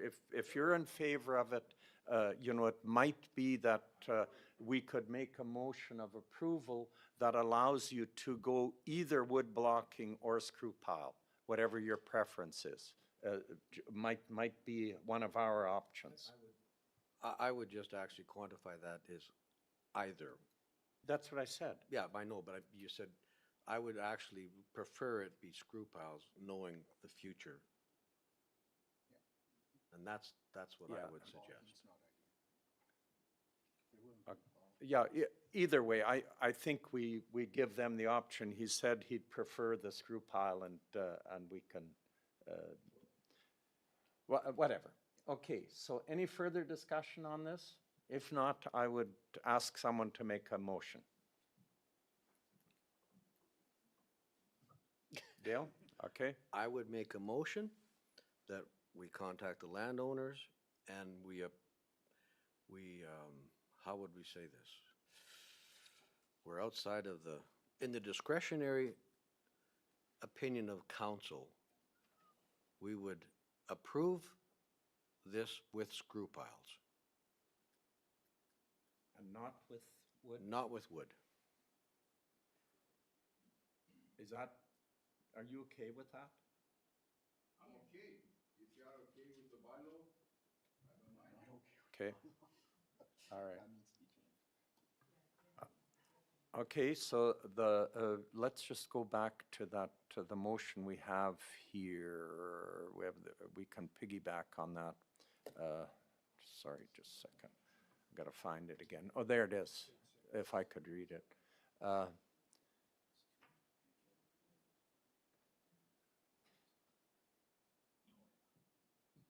Okay, so I guess it would be option one with the following condition that the foundation would be screw piles. Correct. That's your motion. Correct, I would add right? condition number 17. What's Like I that? would add an additional condition, number Yes. 17, Yes. that the foundation must be screw piles. Yeah. Yes. So any reference then to wood pilings would be gone, or wood blocking would be gone. Okay? Does everyone understand the motion? Any further discussion on the motion? Bo? I do understand the need for clarity in our bylaws, and I do appreciate the residents that are in that area, but at this point in time, we're kind of stuck in the middle. We need to make a decision on that subdivision as well as many other subdivisions on what the actual architecture controls will be going forward, or any kind of conditions. Yeah. Thank you. That's certainly a good point, and we have to deal with that. Barry? Yeah, I feel with the residents of Bella Vista that previous things have been done to absolutely mess that subdivision up from being a high end to a general subdivision. And we're stuck with what we've been dealt. The cards are dealt and we have to move forward with what we have. And Mike, sorry about your phone probably gonna blow up over this, but Thank you. Okay, further discussion? If not, I'll call the vote, the motion. All those in favor? Opposed? Do you want to be recorded? Sure. Okay, record Mike as opposing the motion. All right. Thank you very much. And then staff will be sending you a letter on that, and of course, as was stated, that anything can be appealed by anyone. All right, let's move along then. Corporate services, assessment and taxation, are we ready for that? Rob?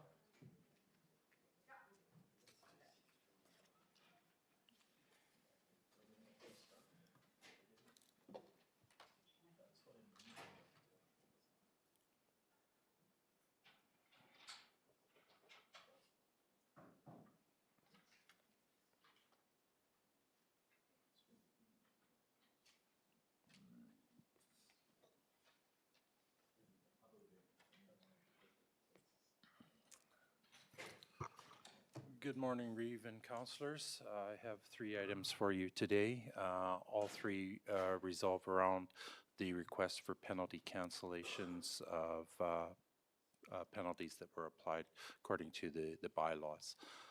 So the first one is a request for a cancellation totaling $100.11. So we have quite a bit of information here.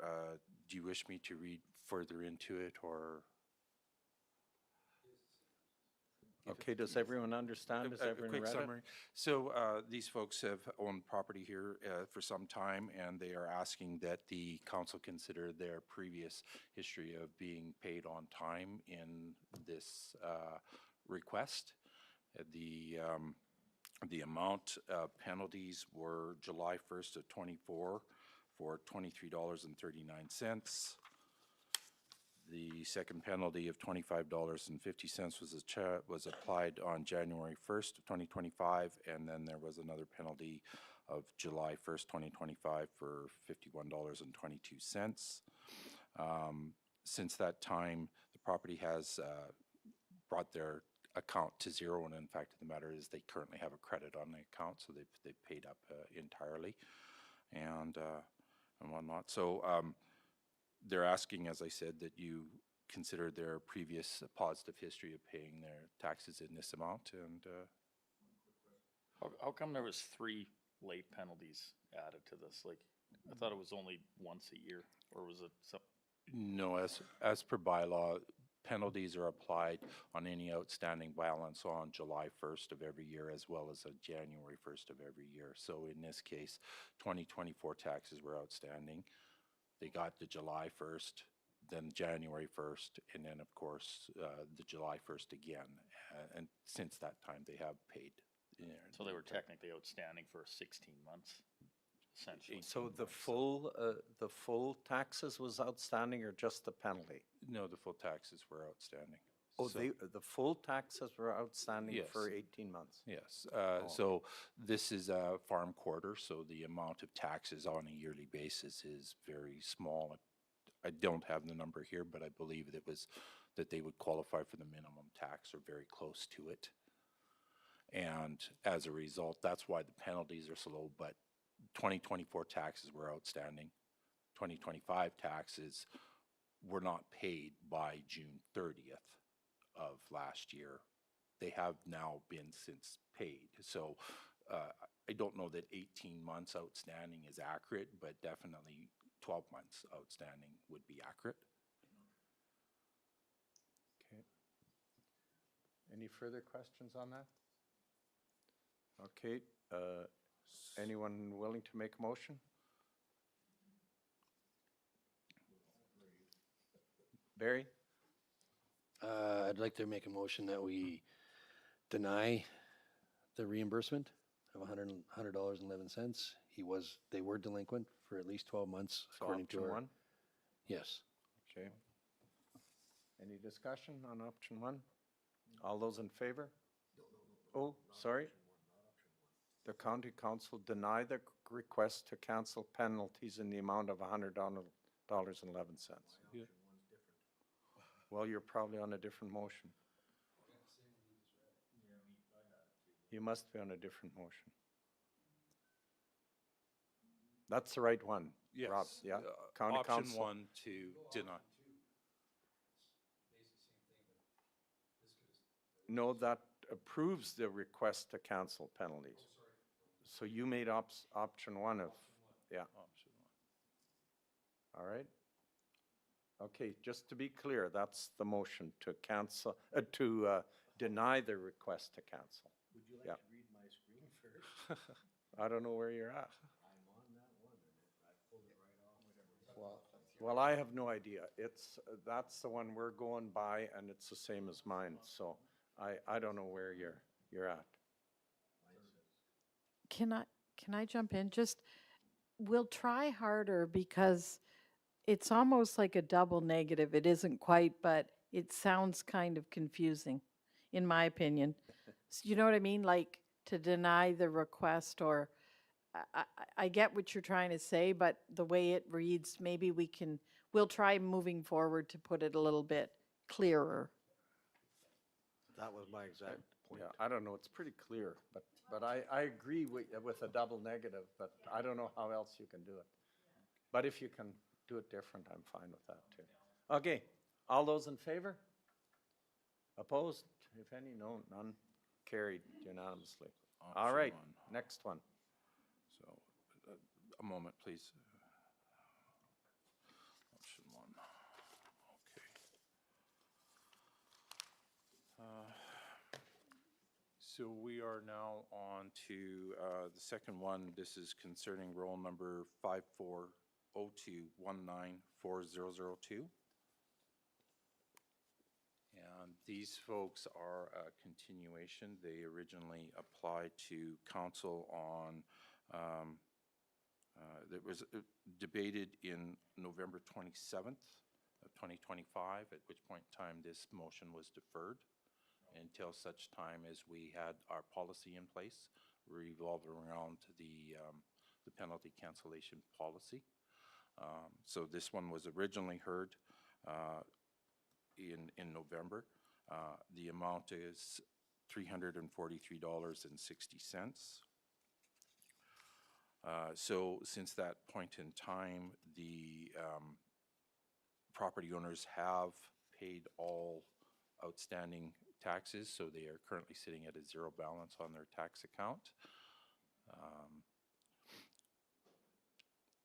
Yeah, and again, we're recommending that this council deny the request to refund the penalty of $343.60. And our reasoning is that it is against the policy that we have brought forward. Okay, thank you. This situation's a little bit different, so discussion. Just the explanation as to how it doesn't comply with our policy. So in this case, the policy, I'm going to ask everyone move to the policy, which should be included in this package. The policy, can you scroll down a little bit on this, please? And the policy is yes, that's the one. So there's the policy. So within the policy, it says, continue to the next page, please.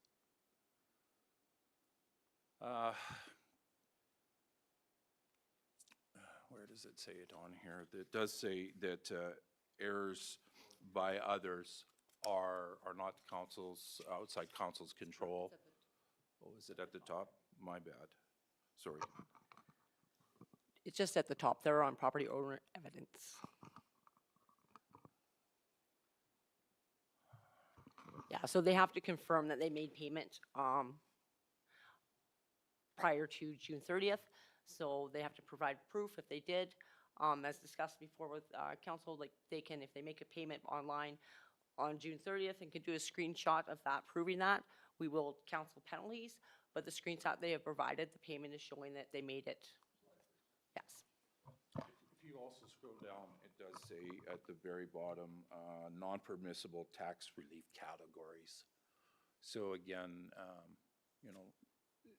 we're saying that if you didn't receive the tax notice, that's not grounds for relief of penalty. We're saying that postal disruptions are not grounds. And again, we're also including, examples include incorrect electronic transfer details or specific payment methods. So again, everything in the bylaw says they didn't meet it, they paid it. The information we have says they paid it on July 1st.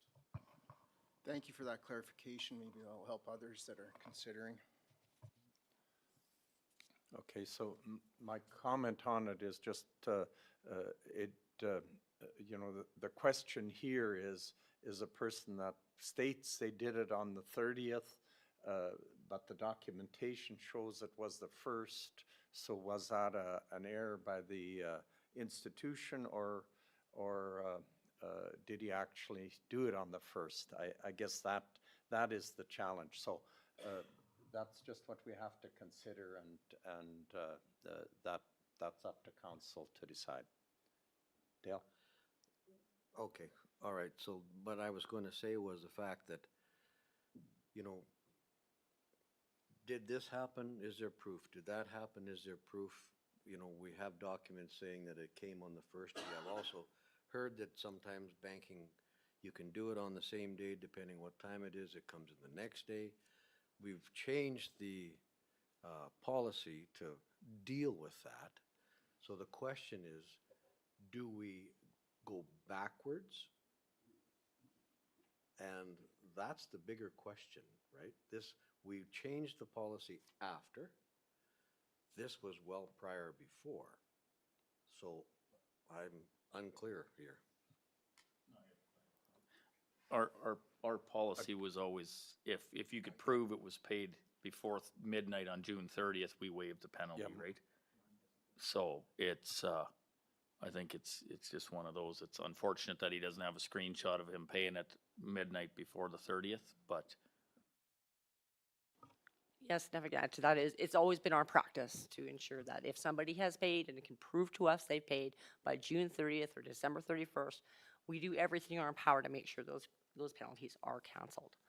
And typically what happens, and I myself have paid bills that late at night, and sometimes I'm not up typically that late at night, but I have, and if you can do that screenshot, it will actually show. Granted, very true, sometimes the municipality doesn't get that payment for 2 or 3 days later, that's fine. As long as they can prove it happened June 30th, we're good and we can cancel as per the policy. So, and it has been our practice. We just have that in writing now. And we have it updated now that electronic, because it wasn't in the policy before, it was just via mail. Now we have it, but I mean, it's kind of the same thing, I guess. Correct. Okay, thank you. Barry, did you have something? No? Anyone else? Then I'd entertain a motion. A motion. What are you moving? I'll just, option 1, the county council deny the request for the tax roll 5402194002 to cancel penalty in the amount of $343.60. Okay, the motion is option 1. Any further discussion?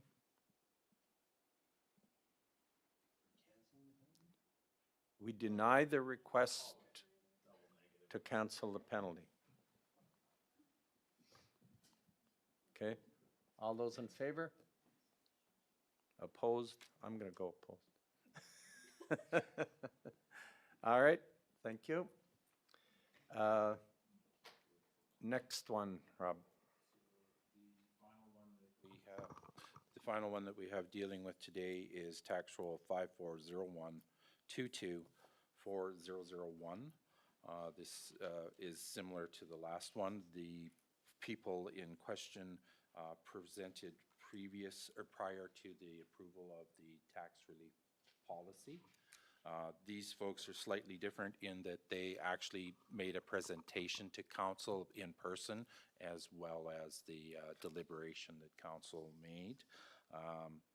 So that deliberation was held on December 12th is when that was in front of council, was December 12th. Again, the owner of this property has brought his tax account balance to 0, so he's paid all of the penalties at this point in time. And again, we are asking that council deny the request to cancel the penalties of $199.39 for the tax account and the $7.13 for the utilities account, because it goes against council or policy. We have no documented proof that payment was received prior to June 30th.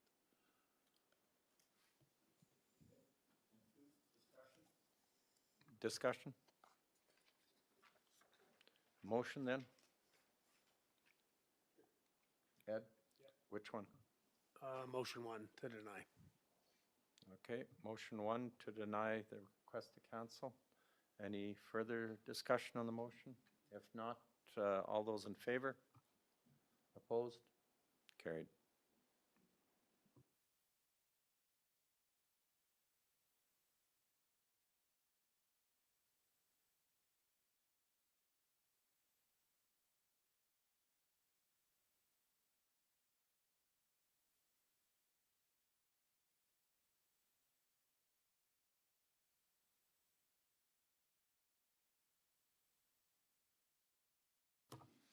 Oh, I didn't have the mic on. We're on B2 under finance. Good morning, council. Yes, so this is for discussion and potentially a motion from council. So the county historically has allowed community groups to come under our insurance policy. They typically can get a lot better rates coming under the county policy, and it's allowable through RMA insurance. We have where is that number here? 32 community groups we have currently under our policy, as well as we allow the commissions and that sort of thing fall under our policy too. For the last year, any claims that happen, it affects our premiums and it increases our premiums by a ratio. So right now, when we receive the insurance bill for our municipality, which includes the additional named insurers, these community groups, they increase their insurance quite substantially. In fact, some of them actually, in fact, doubled. So we're here before council to have the discussion on different options that we can look at for these community groups, whether we subsidize that for this year, whether we ask council to, know we're going to actually invoice them for that additional cost. But a lot of that ratio is due to the county claims. One of the big ones in there would be the cold storage claim for one. And then we have lots of thefts throughout our municipality too. We try not to claim absolutely everything because it does increase our premiums. But if there is some higher claims, we do claim it. So it does increase our policy. As with most people's personal policies, it does the same. So I'm bringing forth a few options available. One thing is option number 1.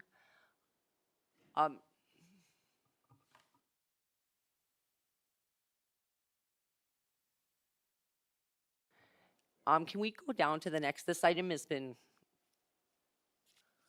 yeah, we're on the next side. This was we need insurance. You're on financial software.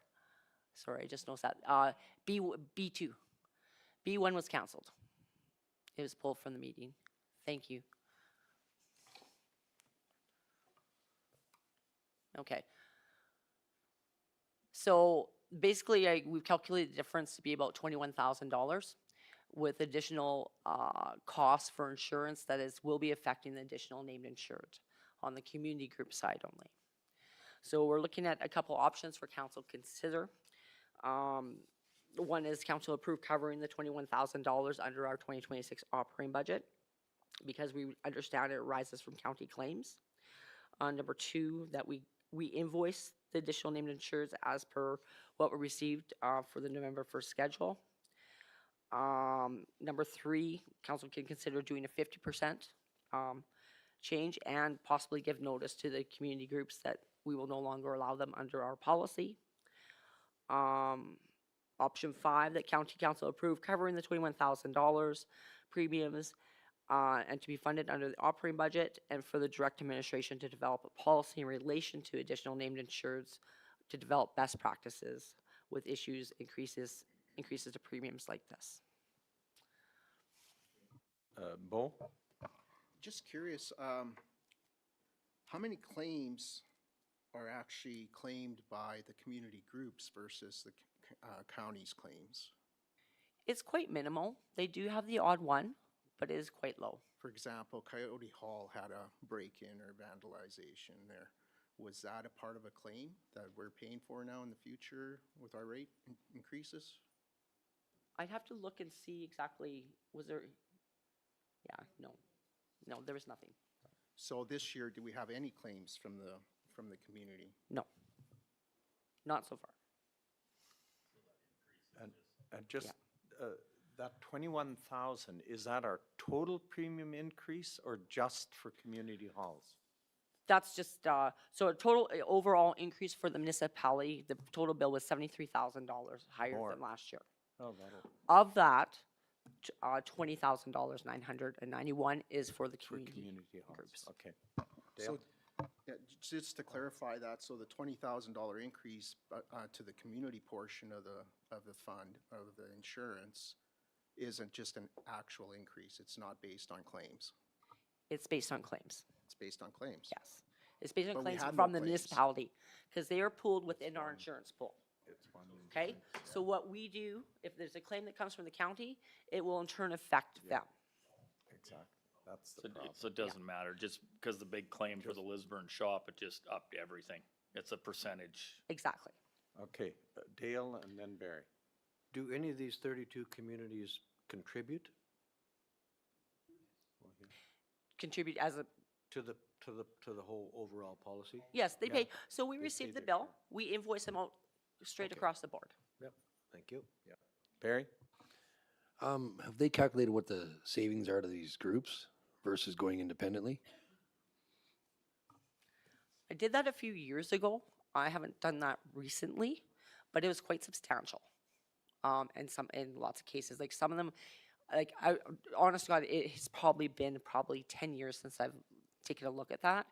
And I believe like it was the difference of, I mean, not for saying what this amount is today, but prior to that, the savings was probably in sometimes 40%. Okay, so doing the math, it'd be an increase to each of these groups by $658 and change. Okay? If you divide it by 32 groups into the 21,000. So if their savings are greater than that typically, I don't see they'd have a problem taking the small hit. That's just my opinion. But I mean, yeah, I mean, if they went out privately, it'd be higher. I mean, that's why they're under our policy to help them, to assist. I mean, we always try to, promote and help our community groups and volunteers. So right now, some of those smaller halls, which they find it very difficult right now because of all the bills, the power on that. So some of them have in fact doubled in price. So it definitely is going to be a financial impact for them. Okay, further discussion? Are you ready to make a motion? Anyone? Undecided? Okay, Ed? I'll go with option one, approve covering the increase and not affect our small community groups. I think that's for the major increases, like they said, because of the cold storage fire within the county, not because of the community groups themselves. Okay, the motion is option one. Any discussion on option one? Dale? So, with respect to that, I would like for us to keep track of what we're helping these organizations, because next period, we're gonna be, saying, okay, we're gonna give this group this much money and maybe give this money. So I'm okay with the motion as long as we contribute the 21,000 to something where we've already given it to them, right? So Okay, thank you. Further Trista? discussion? Trista has something. Oh, Trista. Whoops. I think that's a valid point. Historically, through the Recreation Facility and Program Assistance Grant, some of these organizations have been receiving funding that when they do the reporting back, it is for their insurance. And so we can definitely kind of monitor that and throw this when I bring in the contributions for your consideration. We can have that as a side note, just so it's not forgotten. Yeah, I would think as well, if we do this, when you send them the bill for insurance, you include the fact of how much we've contributed, that they're aware of it. That is our intention. Okay, further discussion? Okay, question, all those in favor of option one? Carried unanimously. Thank you. All right, so financial audit letters, number 3. Okay. This is common practice when doing a financial audit for a municipality. The auditor is scheduled, kind of different things happen. So when they do the external audit, they are actually already arrived here on December 1st and 2nd. They come here to review our internal policies, our internal controls, making sure that we're getting signatures, we're following policies, we're following bylaws, that sort of thing. In January, they sent us a letter, and it's addressed to council. The first part of the letter, they just outline the cost of the service and is a requirement of the REIV to sign that letter so they can engage for auditing services. The second part of the letter is directed to county council. They define the process. So they go through all the steps and what the audit is going to entail and what they need to do.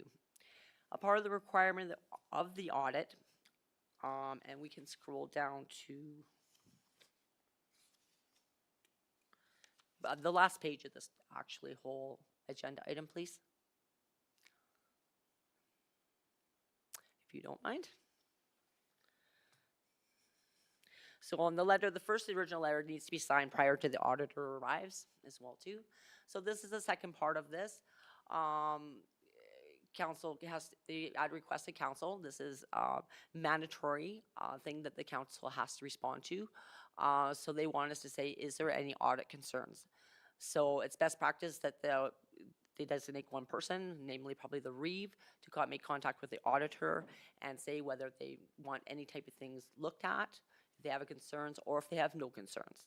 Because the auditor would like to know that prior to the audit so they can look into anything that may be concerns of council.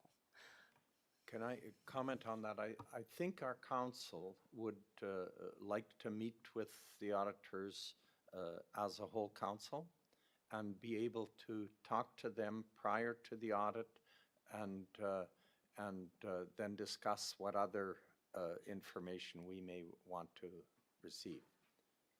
And I'll definitely speak with the auditor if that will be okay, because usually this letter happens prior to their arrival. I do have them scheduled in to come discuss with you when they're here for the actual audit on the first week of March. Yeah. So he's going to be coming in and seeing you, I think it's March 5th?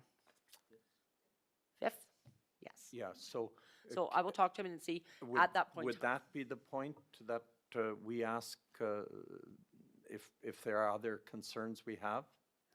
Is typically done on his arrival. So if Well, you then had any maybe- concerns, and I understand the timing and everything Yeah. with this, but what I can do is I can reach out to our auditor and see, if there is concerns after you meet with him, if he might schedule for another day to come out or something like that. Okay, well, I do think there's it's not time. critical that the auditor meets with all of council because the different council members have different questions and I'm not comfortable just doing it myself. So I do believe it needs to be all of council and that we would request a meeting with the auditor to give them instructions as to what we want them to look at. I'm positive that will not be an issue at all. so. Okay. All right. Dale? So according to what I see in the audit planning letter, we need to make that request now so they understand that we are going to. As I just mentioned, I'm going to speak with the auditor. I'm sure there's not going to be any issues with it. So this request is usually done when he comes in for his live audit and when he's coming in the beginning of March. Understanding the note the council would like to meet with him and have a discussion, and we do have that meeting set for March 5th. I am going to have a discussion with him and say, if council has any concerns after he meets with you, can he can probably look into things, whatever you would want him to look into after that point. So he might have to schedule another day throughout March or April to look at things if there is something on a request from council. But the one Yes. thing that does have to happen is the first letter does need to be signed in order for him to engage in the auditing services. So that's the Question. Well, as long as it's clear that is not, may not be our final demands of him. Thank you, through the chair. And I think, just for clarity's sake, the letter is just signing to say we're engaging you. It's not saying we're signing off on the audit at all. So that would come with the management letter, and that would come later on. So we've already talked to the auditor. He's coming to talk to council on the 5th. This letter itself is more of a housekeeping to get him engaged to come. Okay, thank you. Bo? I got a little concern with any extra charges that may be applicable.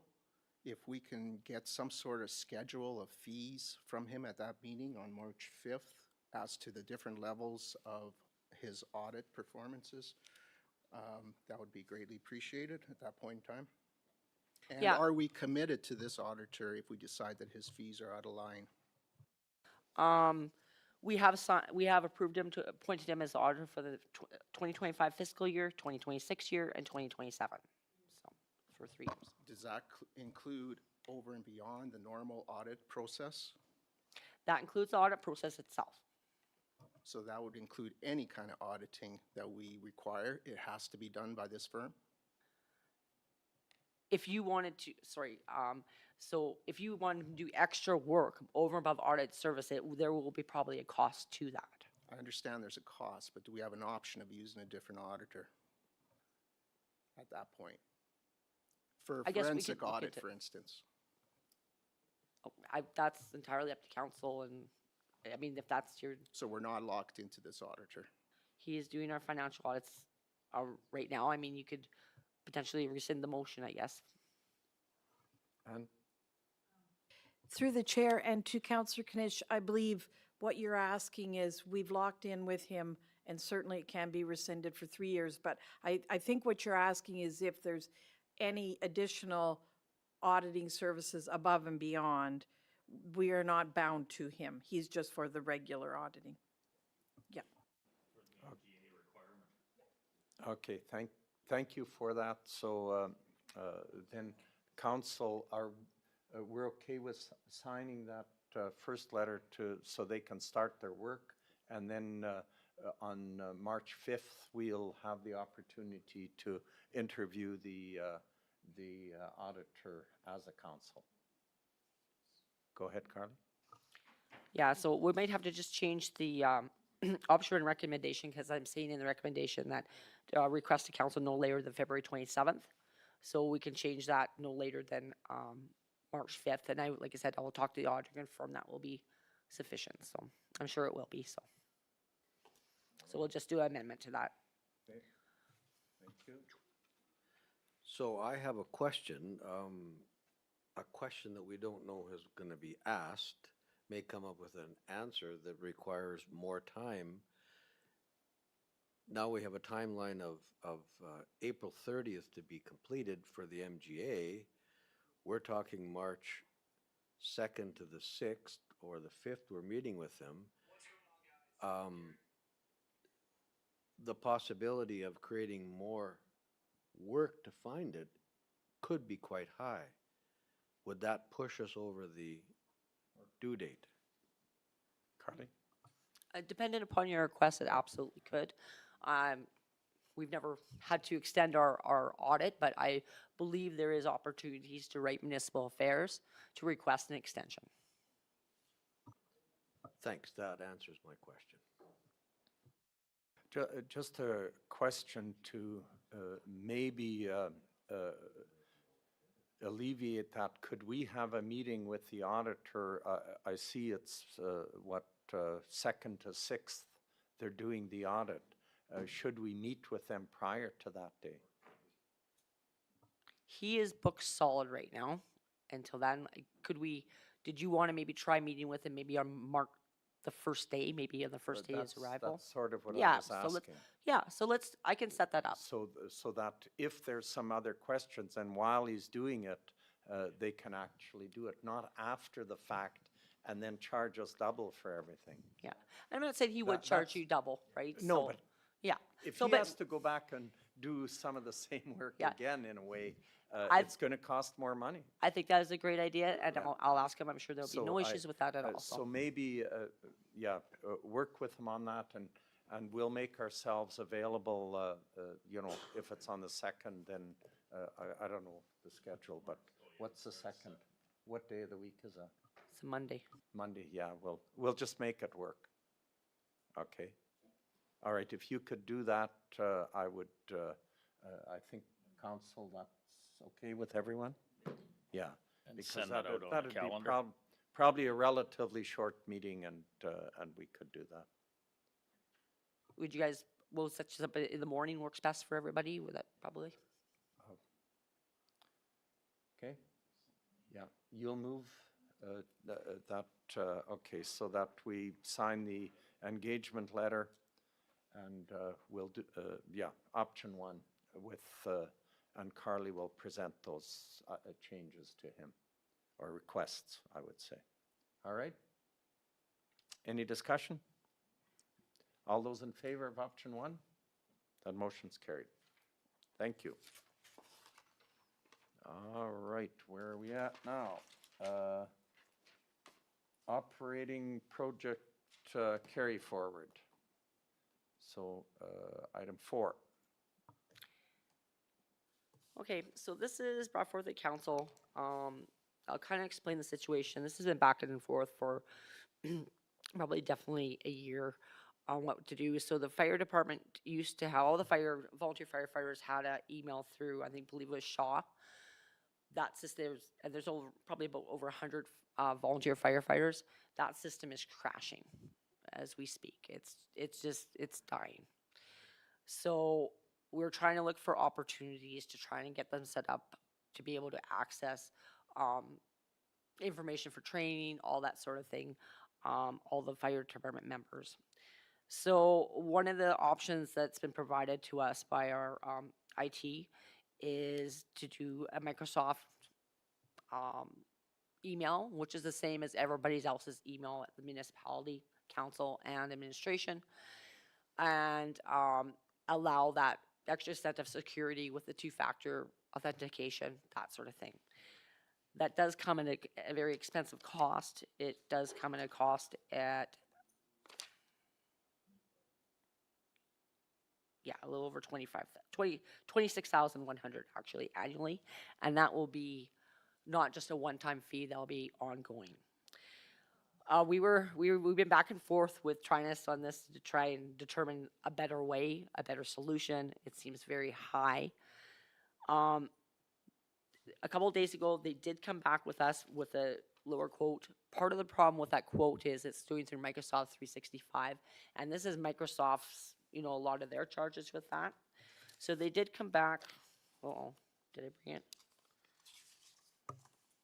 So they have done some investigation, and they did come back with a cost of $11,000, $664 annually to set them up with emails that will run through Microsoft 365. The only issue with it is that it'll take away some of the security factors with it. So we won't have that tight level of security with these emails coming in. Part of the reason by having these emails, we talked about, can they use their personal accounts? Can they do this? When they're accessing some of our systems, when we have the control of the email, we can disconnect them right off the get-go and get them off the system. When they use personal stuff, it makes it more difficult for that control. So, but right now we have a couple options. This one at the 11,006 that has just come in a couple of days ago, and I'm sorry, I should have got this on the agenda. So we're looking at options. We did fund this in 2025 by the 2025 operating budget. So there is a carry forward that we can utilize coming into 2026. So there'll be no impact for tax dollars in 2026. So. Go ahead, Mike. This is more for Ann, I guess, but aren't we looking over the whole IT? It's kind of like piecemealed. Can we delay this a bit and see where we land with our whole IT department before we commit to this, or no? Or do we need to keep these emails going right now? It's kind of, it's unfortunate we're bringing this to you like this, but it's kind of a critical situation. They kind of went crashing a couple of weeks ago, and they're having a very difficult time keeping them going. So My question was the exact same, Mike, is can we delay this? And in this piece, no, it's kind of critical. So yes, we are looking at the overall, but in this instance, it's a critical piece. That was my question to Carla this morning, so.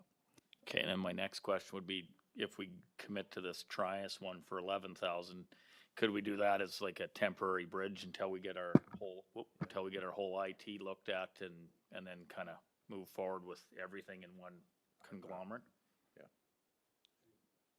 Okay. Bo? Go ahead. I got, The 11,000 or the 25,000 is a monthly fee per month, screw it up. or is that a straight up? That's annually. So Just one time pay the 25,000? it's annually, annual fee. Yeah. And who are we so- paying that to? I'm sorry? Who are we paying that to? It's Visa free through Trinas as their, So our we give Trinas providers. 25,000?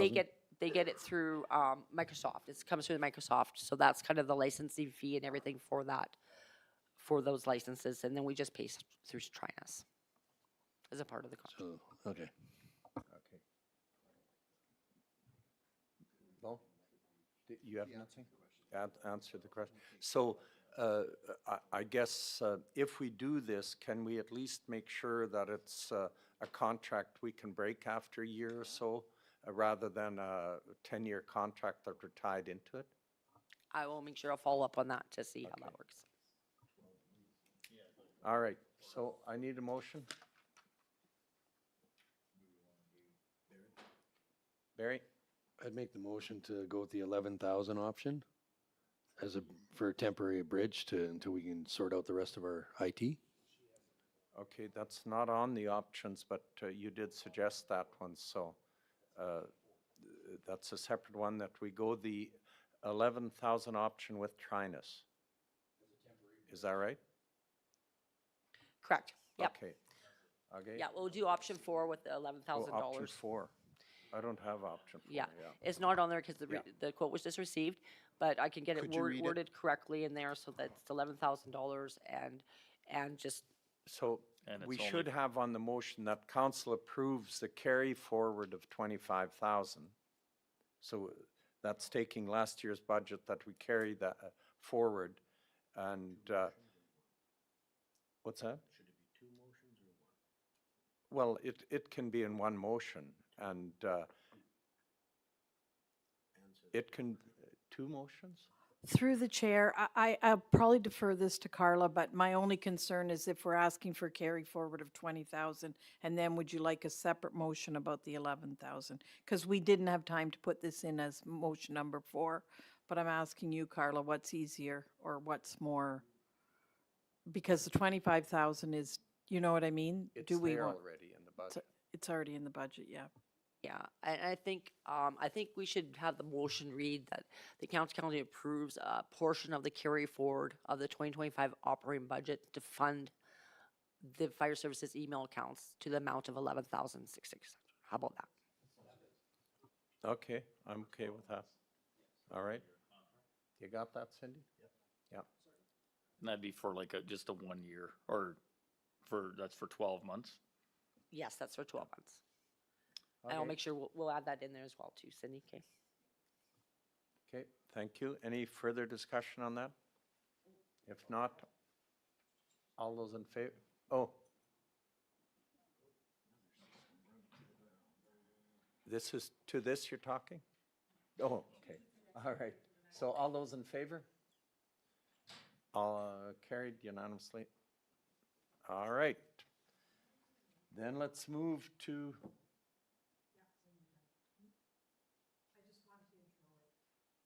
You want to do an intro? Okay, yeah, go ahead. Thank you. I noticed that we had some questions from the public about safety and health and safety.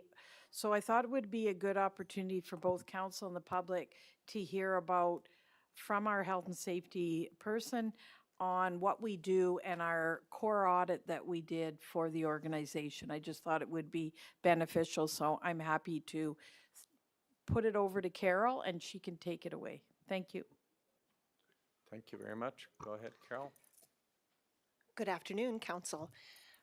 So as Anne indicated, I am here to present our audit score for the certification of recognition through the Partners of Injury Reduction with the province of Alberta.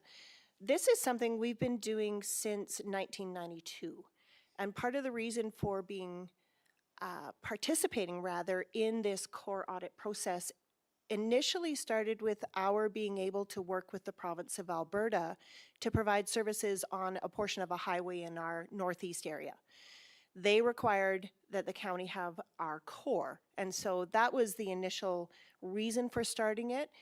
We eventually did not have the responsibility of that highway, and so we no longer required to have a core with the province. But there were so many other benefits that resulted in us maintaining the core process as part of our every year annual operations. This year, for 2025, we received a score of 86%, and that's a big thing. We need 80% to pass. The core process is ensuring that a health and safety management system for an operation actually meets the benchmarks in accordance with the province, occupational health and safety, and workers' compensation. So we utilize our certifying partner, the Alberta Municipal Health and Safety Association, or AMSA. They represent all of the 74 MDs and counties within the province of Alberta. They also represent the cities, the towns, and the summer villages. So for all of the municipalities, they are considered the certifying partner with Partners in Injury Reduction. We utilize the same audit tool across industries to ensure that everybody that is running a core actually is in compliance and according with that PIR process. This has been a growth situation when it comes to health and safety. We're expected to answer questions through interviews with our people, through documentation review for a year, and then observing sites to see if we actually meet the benchmarks required, scoring at least 80% for each of those questions. And we've scored 86. It's very nice. Thank you. Thank you very much. Any questions? Go ahead. No, a I'll just motion? move the report. Okay. Option one, I Option one. believe. All right. Any discussion on that? If not, all those in favor? Carried. And thank you. Yep.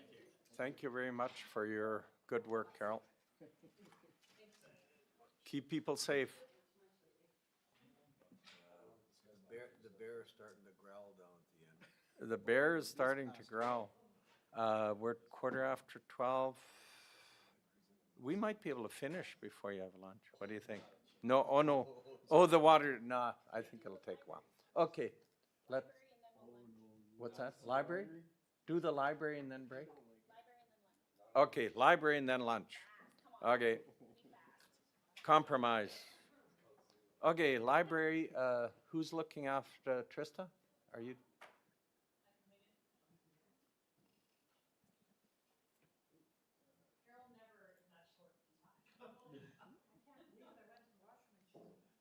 Or, oh, Donna usually does it, so.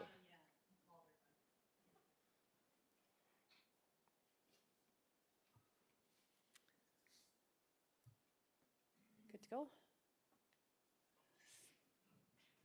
So the Lac-Saint-Anne County Library Board met on November 24th to review and discuss their annual budgets. At that meeting, they did put forward a request that they ask council for an increase, I believe it was over the next 3 years. And so it is in front of you today. Their request is for 5% to the per capita. Sorry, here comes Donna. She'll be able to help me out. 5% increase to the per capita allotment from Lac-Saint-Anne County to the County Library Board. It is here recognizing that council is in the middle of budget deliberations.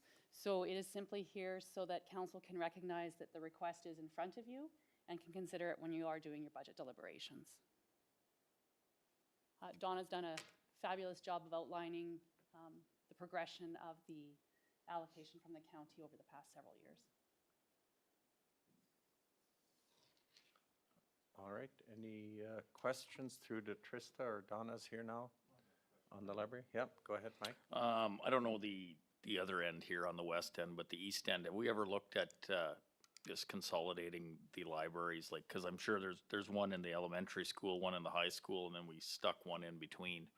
It's a public library, just wondering why, like, there's 3 of them for all those people. Seems a little redundant.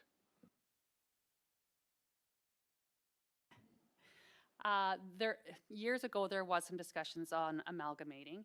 So the county library board, Lac County Library Board, is responsible only for the county service points, specifically. So that's Rich Valley, Darwell, and Sangudo. There's a library also in Alberta Beach, a library in Onaway, and Marithorpe. So each of those are under the auspice of the municipality's dollars there.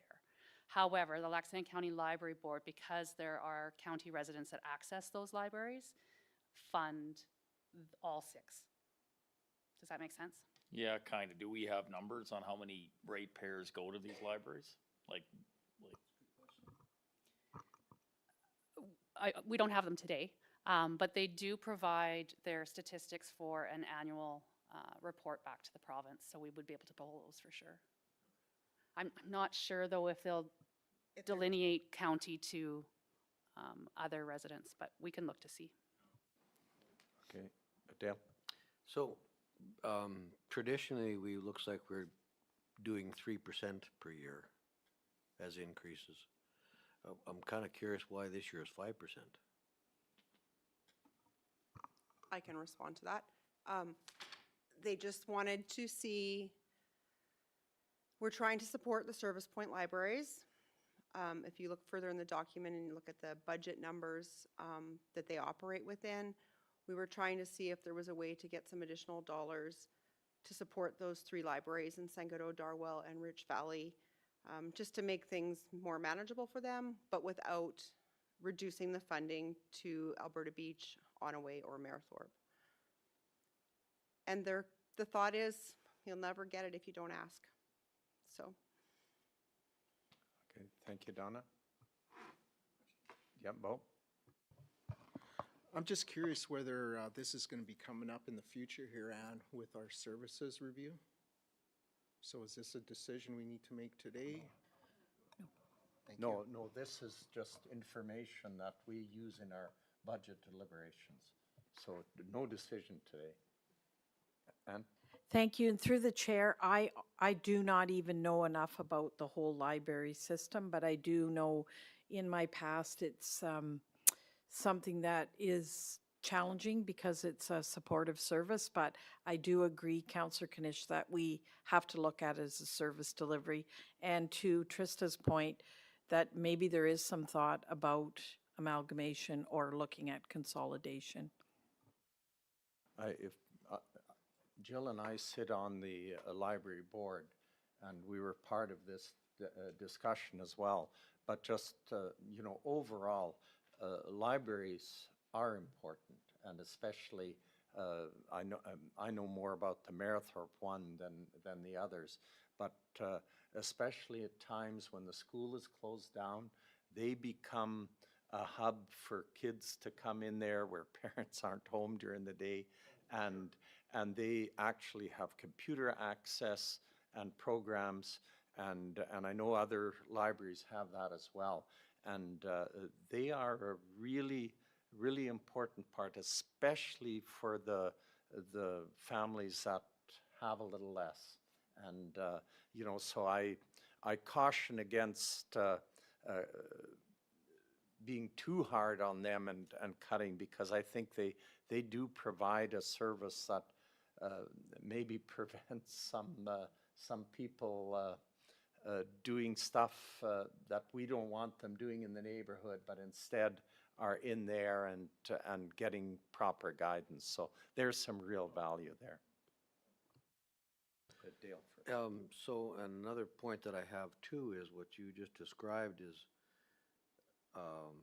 when school is closed, I don't see any line here for Northern Gateway helping. It might not be a bad idea to engage Northern Gateway as well and say, look at, we need some options here. It never hurts to ask. Good comment, good comment. No, and my comment wasn't on shutting down a library. There's just 3 in a row there that are, 300 yards apart. It seems like we're kind of tripling up on libraries right down the one road, so.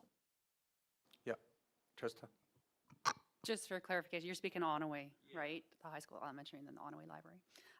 For clarification, I did say the request was, I thought, for 3 years, but it is just a 2026 request at this time, so just for clarification. I believe Donna's putting together a presentation and orientation on library services for council, but just as a quick highlight, Lac-Saint-Anne County itself does not operate the libraries. There is a bylaw that establishes the Lac-Saint-Anne County Library Board, who is a separate entity on their own that operates them. So although we fund, we don't actually operate. Ann? Thank you. Through the chair, and I don't know if this is to library board members or to Trista, I didn't really understand Donna's question about the 5%. She did mention it, and it's probably just because I don't have the background. Why, to Deputy Reeves' point, why 5%? Like if you look at the list, it's 2, 3. Why 5% this year, I guess is my question. In essence, this 5% will allow us to give an additional $2,500 to each of the 3 service points. And for that, that's a huge portion of their budget to be able to sustain themselves. Yeah, Just for clarity on that, sorry, when Donna mentions service points, that's the county service points. When we talk about the other ones, we call them municipal libraries. It's just for Yeah, it's- clarification, our own lingo. I mean, they're all struggling. Town of Mayerthorpe really dropped their contribution to the Mayerthorpe one, but this one was more in discussion with Darwell, Rich Valley, and Sangudo that are fairly small and a lot of volunteer work, and it would give a little bit of extra help to them. And there was discussion there that we leave the others, but if there's a little more budget, then those points could get a little bit more, and 2,500 to those is really significant. To the bigger ones, it's not quite as significant, although they'd appreciate it. Donna? I just wanted to clarify, so if you look within the budget document, just to give you an idea, the Darwell Public Library, if we were to be able to get this extra 5%, would receive total funding of $37,000 for the year. So that's paying all of their utilities, all of their staffing. Rich Valleys would be 24,800. Sangudo would be 33, almost 700. So, I mean, they have small budgets that they're trying to do amazing things with.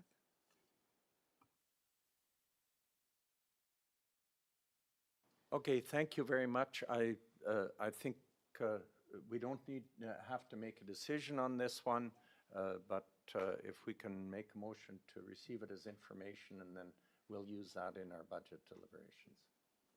So I don't know which. It's not there. Oh, this one all has increased. So just make a motion to accept. Just, I'll make a motion to accept this as information today. Okay, thank you. Made by Ed. Any further discussion? If not, to all those in favor? Carried. All right. Thank you, Donna and Trista. So we'll break now till 1 o'clock for lunch.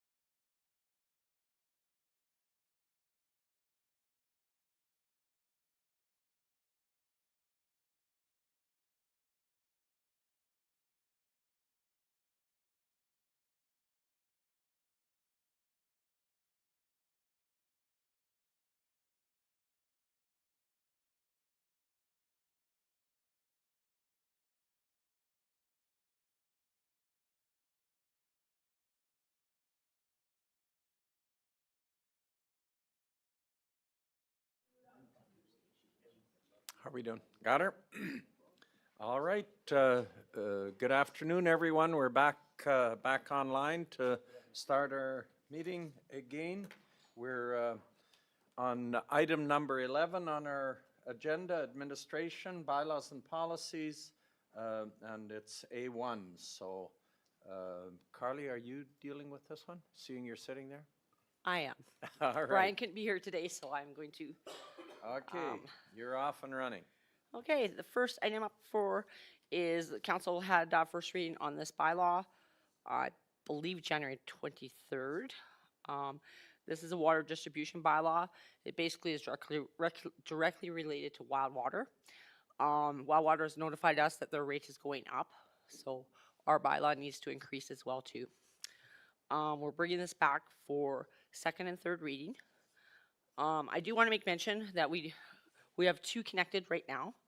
We are potential for some more connecting, some Bearland condos, that sort of thing. We are going to be taking a look at this whole bylaw in the future. And part of that, as we discussed that yesterday in the budget meeting, is we're doing the rate utility model study. And we just want to make sure this is part of that. We'll take this bylaw in at that time to make sure we have everything on par. So, however, that being the case, due to Wild Water's increase, we did have to increase our bylaw as well too. So this is here for a second and third reading. Thank you very much, Carly. Any questions or a motion? Dale? Okay, so then, when we start looking at those other hookups, they are different than this one. Will we be revisiting this bylaw or creating a new bylaw for those that are different? I think we'd look at this bylaw to come back and amend. Thank you. Okay. Mike? Why are they different, Dale? Okay, so a brief explanation, maybe Ann can do it better. Thank you, through the chair. And yeah, Brian did apologize, he couldn't make it here today, and he said if there's any further questions, he could talk about it. But to your question, there are other areas of the county that did want to hook up, and in my understanding is that it would be a different bylaw, not this bylaw, but looking at it more holistically. So because we had given this one first reading, we wanted to make sure that those two customers in this one were dealt with. And then moving forward for the next one, we want to make sure council had all the information to make an informed decision for the next one. Thank you. Okay, thank you for that. I can expand it if you want. Okay.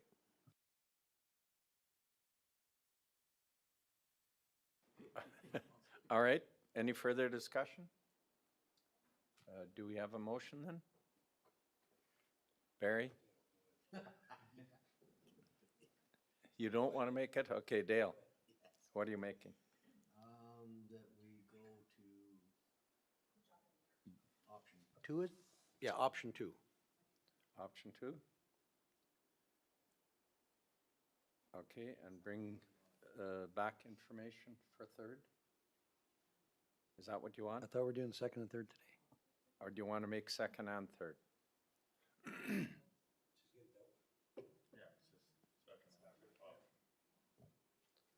I'll change option 1. Option 1? Okay. Discussion? All in favor? That's carried unanimously. So then we need a second motion for third reading. Yeah, another motion then for third reading. Mike? Discussion? All in favor? That's carried. Thank you very much.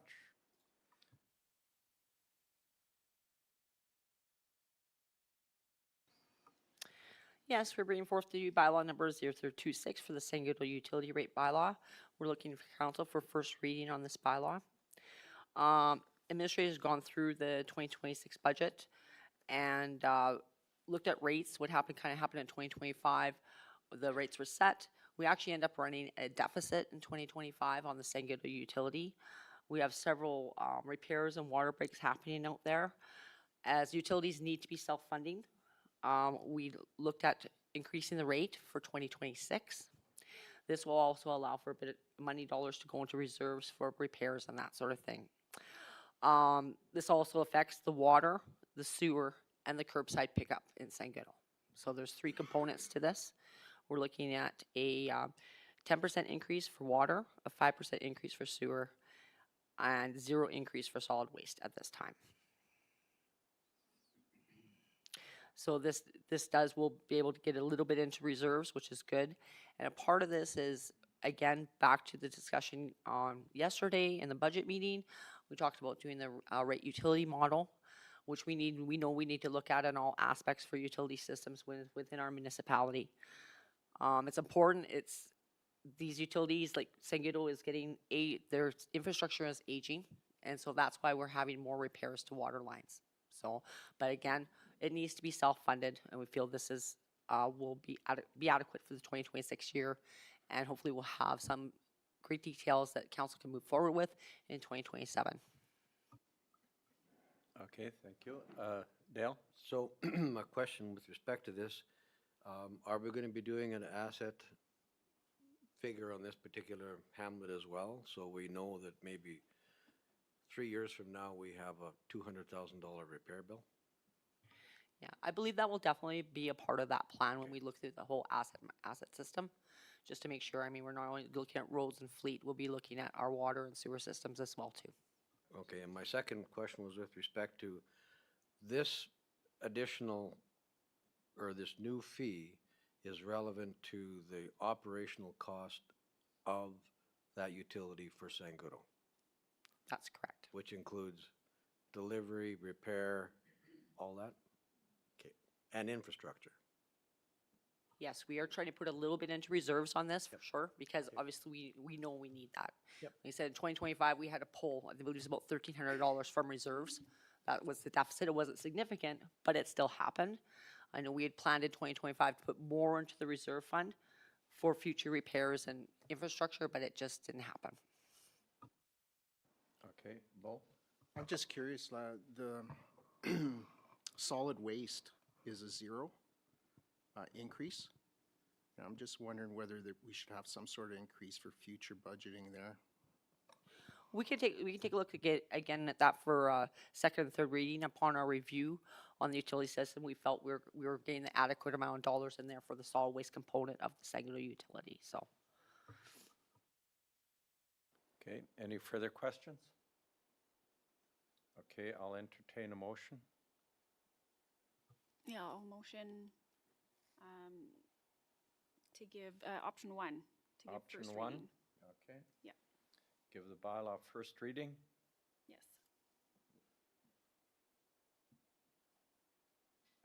Okay, all in favor? That's carried. All right, next bylaw 042026.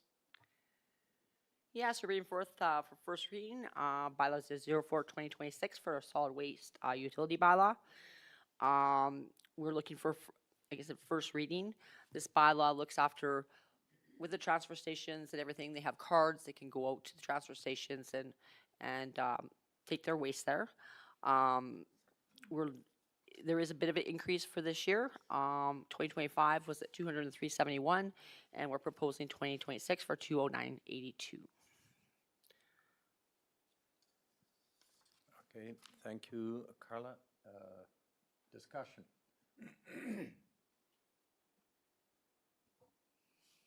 Barry? Do we know what it costs us a year to run the waste facilities? Yes, it's a part of the full budget package on this particular model. I'm sorry, I don't have that right in front of me, but I know it's probably definitely over $1 million for sure. Okay, well, hopefully we'll see those numbers when you see the budget. I'd like to see those. Yes, you definitely will. If I can add a little history to this, is if you would be interested in it. This began in 2016 was the first time this came about. And the reason why it did come about was the fact that it was on taxes, and we felt there was lots of people, we had just single cards, people were going and using the solid waste system, our costs were quite extreme. So we need to bring that down and give people cards in order so they could actually, we could scan them to make sure that they were ratepayers of Lac-Saint County and that it could use it. We felt there was a lot of people that moved away from the county that were coming into our transfer stations and dumping waste, and we were paying for that through the waste commission, through the tipping fees, that sort of thing. When this first was developed back in 2016, the cost was actually $215 a year. Council subsidized that for 2 years. And then it went to 120 and it's just kind of increased from there. So we're actually not at the original cost of the 215. We actually, we realized some definitely cost savings because of the tipping fees did come down and some costs came down by implementing the card system. Just a question, I know I'm wondering personally whether or not this should just be part of the put into the regular taxes. You know, I get more discussion on the extra bill that comes there than probably anything else. And so I have a couple of questions, and one is most counties don't have this. We're the only one, and I personally believe it was done basically to keep the mill rate down and to say we didn't have a tax increase when actually we did. But that's just my opinion. So that's number one. But number two is, do we have any idea what the administrative cost is of sending out those invoices and collecting it as a separate item compared to being part of the tax system itself? Well, we definitely have one employee basically dedicated for our billings right now. She is definitely at capacity for sure. Probably her time spent on the solid waste utility alone. She does Saguto utility, she does the Hamlets as well. I would estimate her time on the solid waste utility probably around 70% of her time is taken to that for sure. So 65 to 70%. And then on top of that, your mailing and all of that, and collection, and that goes on top of that. One thing I'd like to mention too that council needs to take into consideration, of course, is definitely possible to put that back into the tax rate bylaw for sure. But I think council needs to consider the fact that we would in turn still have to implement some sort of system to control who is going and dumping waste into our transfer stations.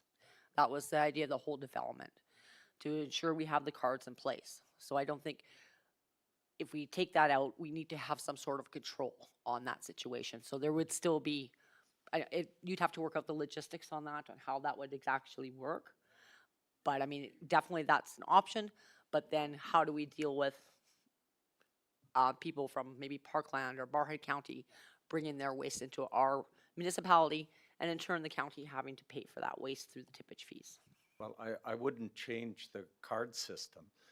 Leave the card system in there. That's not a problem. And so that would be okay. Wouldn't. You're just saying instead of a separate bill, just add it into the property That's tax right. like it used to be. Yeah, and continue with the card. So we don't have to decide that today, but Anne? Thank you. Through the chair and the general manager of infrastructure and I've had a few conversations, and we do have, aside from this bylaw, we do have a few anomalies where there's some inequities on service delivery under solid waste. So we want to make sure that we have a firmer plan. Some of the summer villages have asked us about it. We've said that we want to talk to council. We want to bring a firm plan to council for the solid waste so that we're being fair and equitable to all the communities that we service. But we probably won't be able to get that done until July. So we're having a pause for the people that use the service. But when the general manager's back at the next meeting, I think we should bring this back and talk about that as well as your questions. Okay, thank you. Are there any? Dale and then Barry? I was just going to make a motion. Okay, Barry? How many users do we have that have cards? I believe we have about 5,500 users. And how many live in the county? What do we They have? all live in the county No, that have but a card. how many residents are in the county? 11,000. 11,000, Yeah. including kids, or that's just homes? Yeah. Everybody. Okay. It might be a little, it's around between, maybe around 5,300 or so. May I mention Did one you- more thing? Yeah. I think one thing about too, you have to think about with the solid waste utility is, if we do pull it back to taxes, that means if my house is bigger than yours, I'm gonna be paid more into the solid waste as well too. There's another thing with the solid waste utility is, there's an option to opt out. For example, single residents can opt out. They don't need to be involved with it because they have their own curbside pickup. There's people that have residential pickup from other companies. I'll use myself for example. I'm not gonna say, I shouldn't say double dipper in a council meeting, but I actually pay for the solid waste utility, and I also have curbside pickup as well too, just because I like that access. But I have the option, if I want to send my copy of my bill to the county and say, take me off. So there's that option as well, too. Whereas if it rolls into taxes, I would be paying for the waste as well, even though I had curbside. No, I think there's lots of considerations, and I mean, the wastewater or sewer, we get billed $25 and never use it, so we're paying double as well. Okay, Dale? So my point was just exactly that. If we go back to on the taxes, utilities should be based on usage. That's what they should be based on. And if we go put it back in the taxation, that gets completely skewed again. And that means that if I have a larger assessment, I'm gonna pay a greater percentage. So, and when we talk to people about selling the idea of the cards or being involved, that has to become clear, that when we saw the diagram there of people with $100,000 home to $300,000, the taxation is actually quite different. So, and as one step further, I believe in the future, we're not only gonna have solid waste, but I see a picture of wastewater and I see a picture of potable water under the same umbrella as a utility for the county of Lac Ste. Anne, which would be derived directly from usage. So that's something to think about. Okay, thank you. Further discussion, Bo? So the Highway 43 East Waste Commission, how does it work with the increases? Okay, well, the Highway 43 Waste Commission sets their rates on tippage, and we pay that. The county pays that when our transfer stations deliver our waste to the commission. It's weighed, and that's how they figure out how much the county has to pay. Just same as a resident, as a Lac Ste. Anne County resident, I can go to the Waste Commission site, show them my card. It doesn't get billed to me as a person, it gets billed to the county because I have that solid waste card. If I didn't have a card, I'd have to pay out of pocket at the commission site. The only reason I'm asking is because I think the Highway 43 Waste Commission is a very healthy commission in their budget and their revenues. And I'm just wondering why the constant increases. Are we balancing that out, or are we just free-for-all raising it? It's not just the commission fees as a part of the solid waste utilities. It's our time to go pick up the waste at our transfer stations and take that back over, haul that over to the commission as well too. So there's multiple things in there. We have to look at bin replacement at our transfer stations, that sort of thing. So it's not just that commission rate in there. There are many factors or many things within that budget. Do you know what kind of revenue we generate from the batteries and the metal recycling that we do? I'm sorry, I don't know that number off the top of my head. I'd like to know that because I do see quite a few batteries going in the one I go to. Ed? Does a 3% just get us back to cost recovery?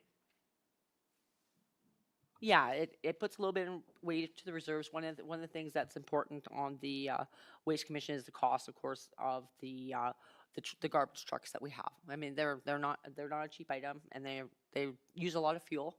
So I mean, that's part of that cost. So to bring that up to speed. Barry?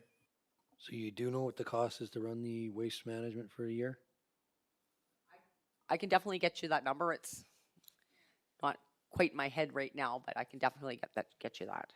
I mean, that's how this is all factored in. So we look at the budget, we take a look at everything, and this is what determines the rates in it. And that's what determines the increase in it. So you figure you figure it is over $1 million though? Yes. Because if you take your numbers, you're only $1,107,000 is what you're generating at 209 at 5,300 cards. Yeah, but we're putting, there's money in reserves and there's different factors. There's other revenues coming in as well too, so. Well, the metal and stuff yeah. that's what I'd like to know. Yeah. Okay, Dale?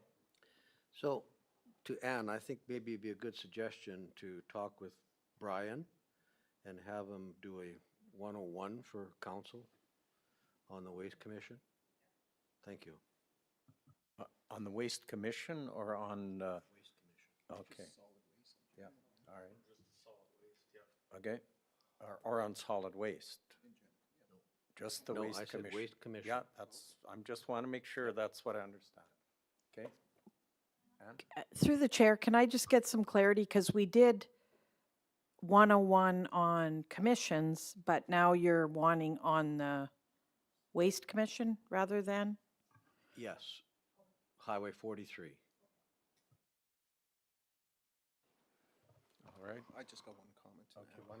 And, you know, the commissions, I believe we're going to be reviewing at one point in time because we have the same kind of questions with other commissions. All right.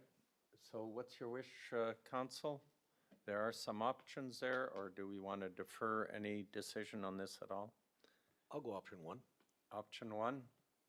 which is that the county Okay. council gives bylaw 04-2026 solid waste utility first reading and further directs administration to bring it back. All right, thank you. Option 1, any discussion on option 1? All those in favor? That motion's carried. All right. Okay, next is 11B1, Lacombe Research and Development. Ann?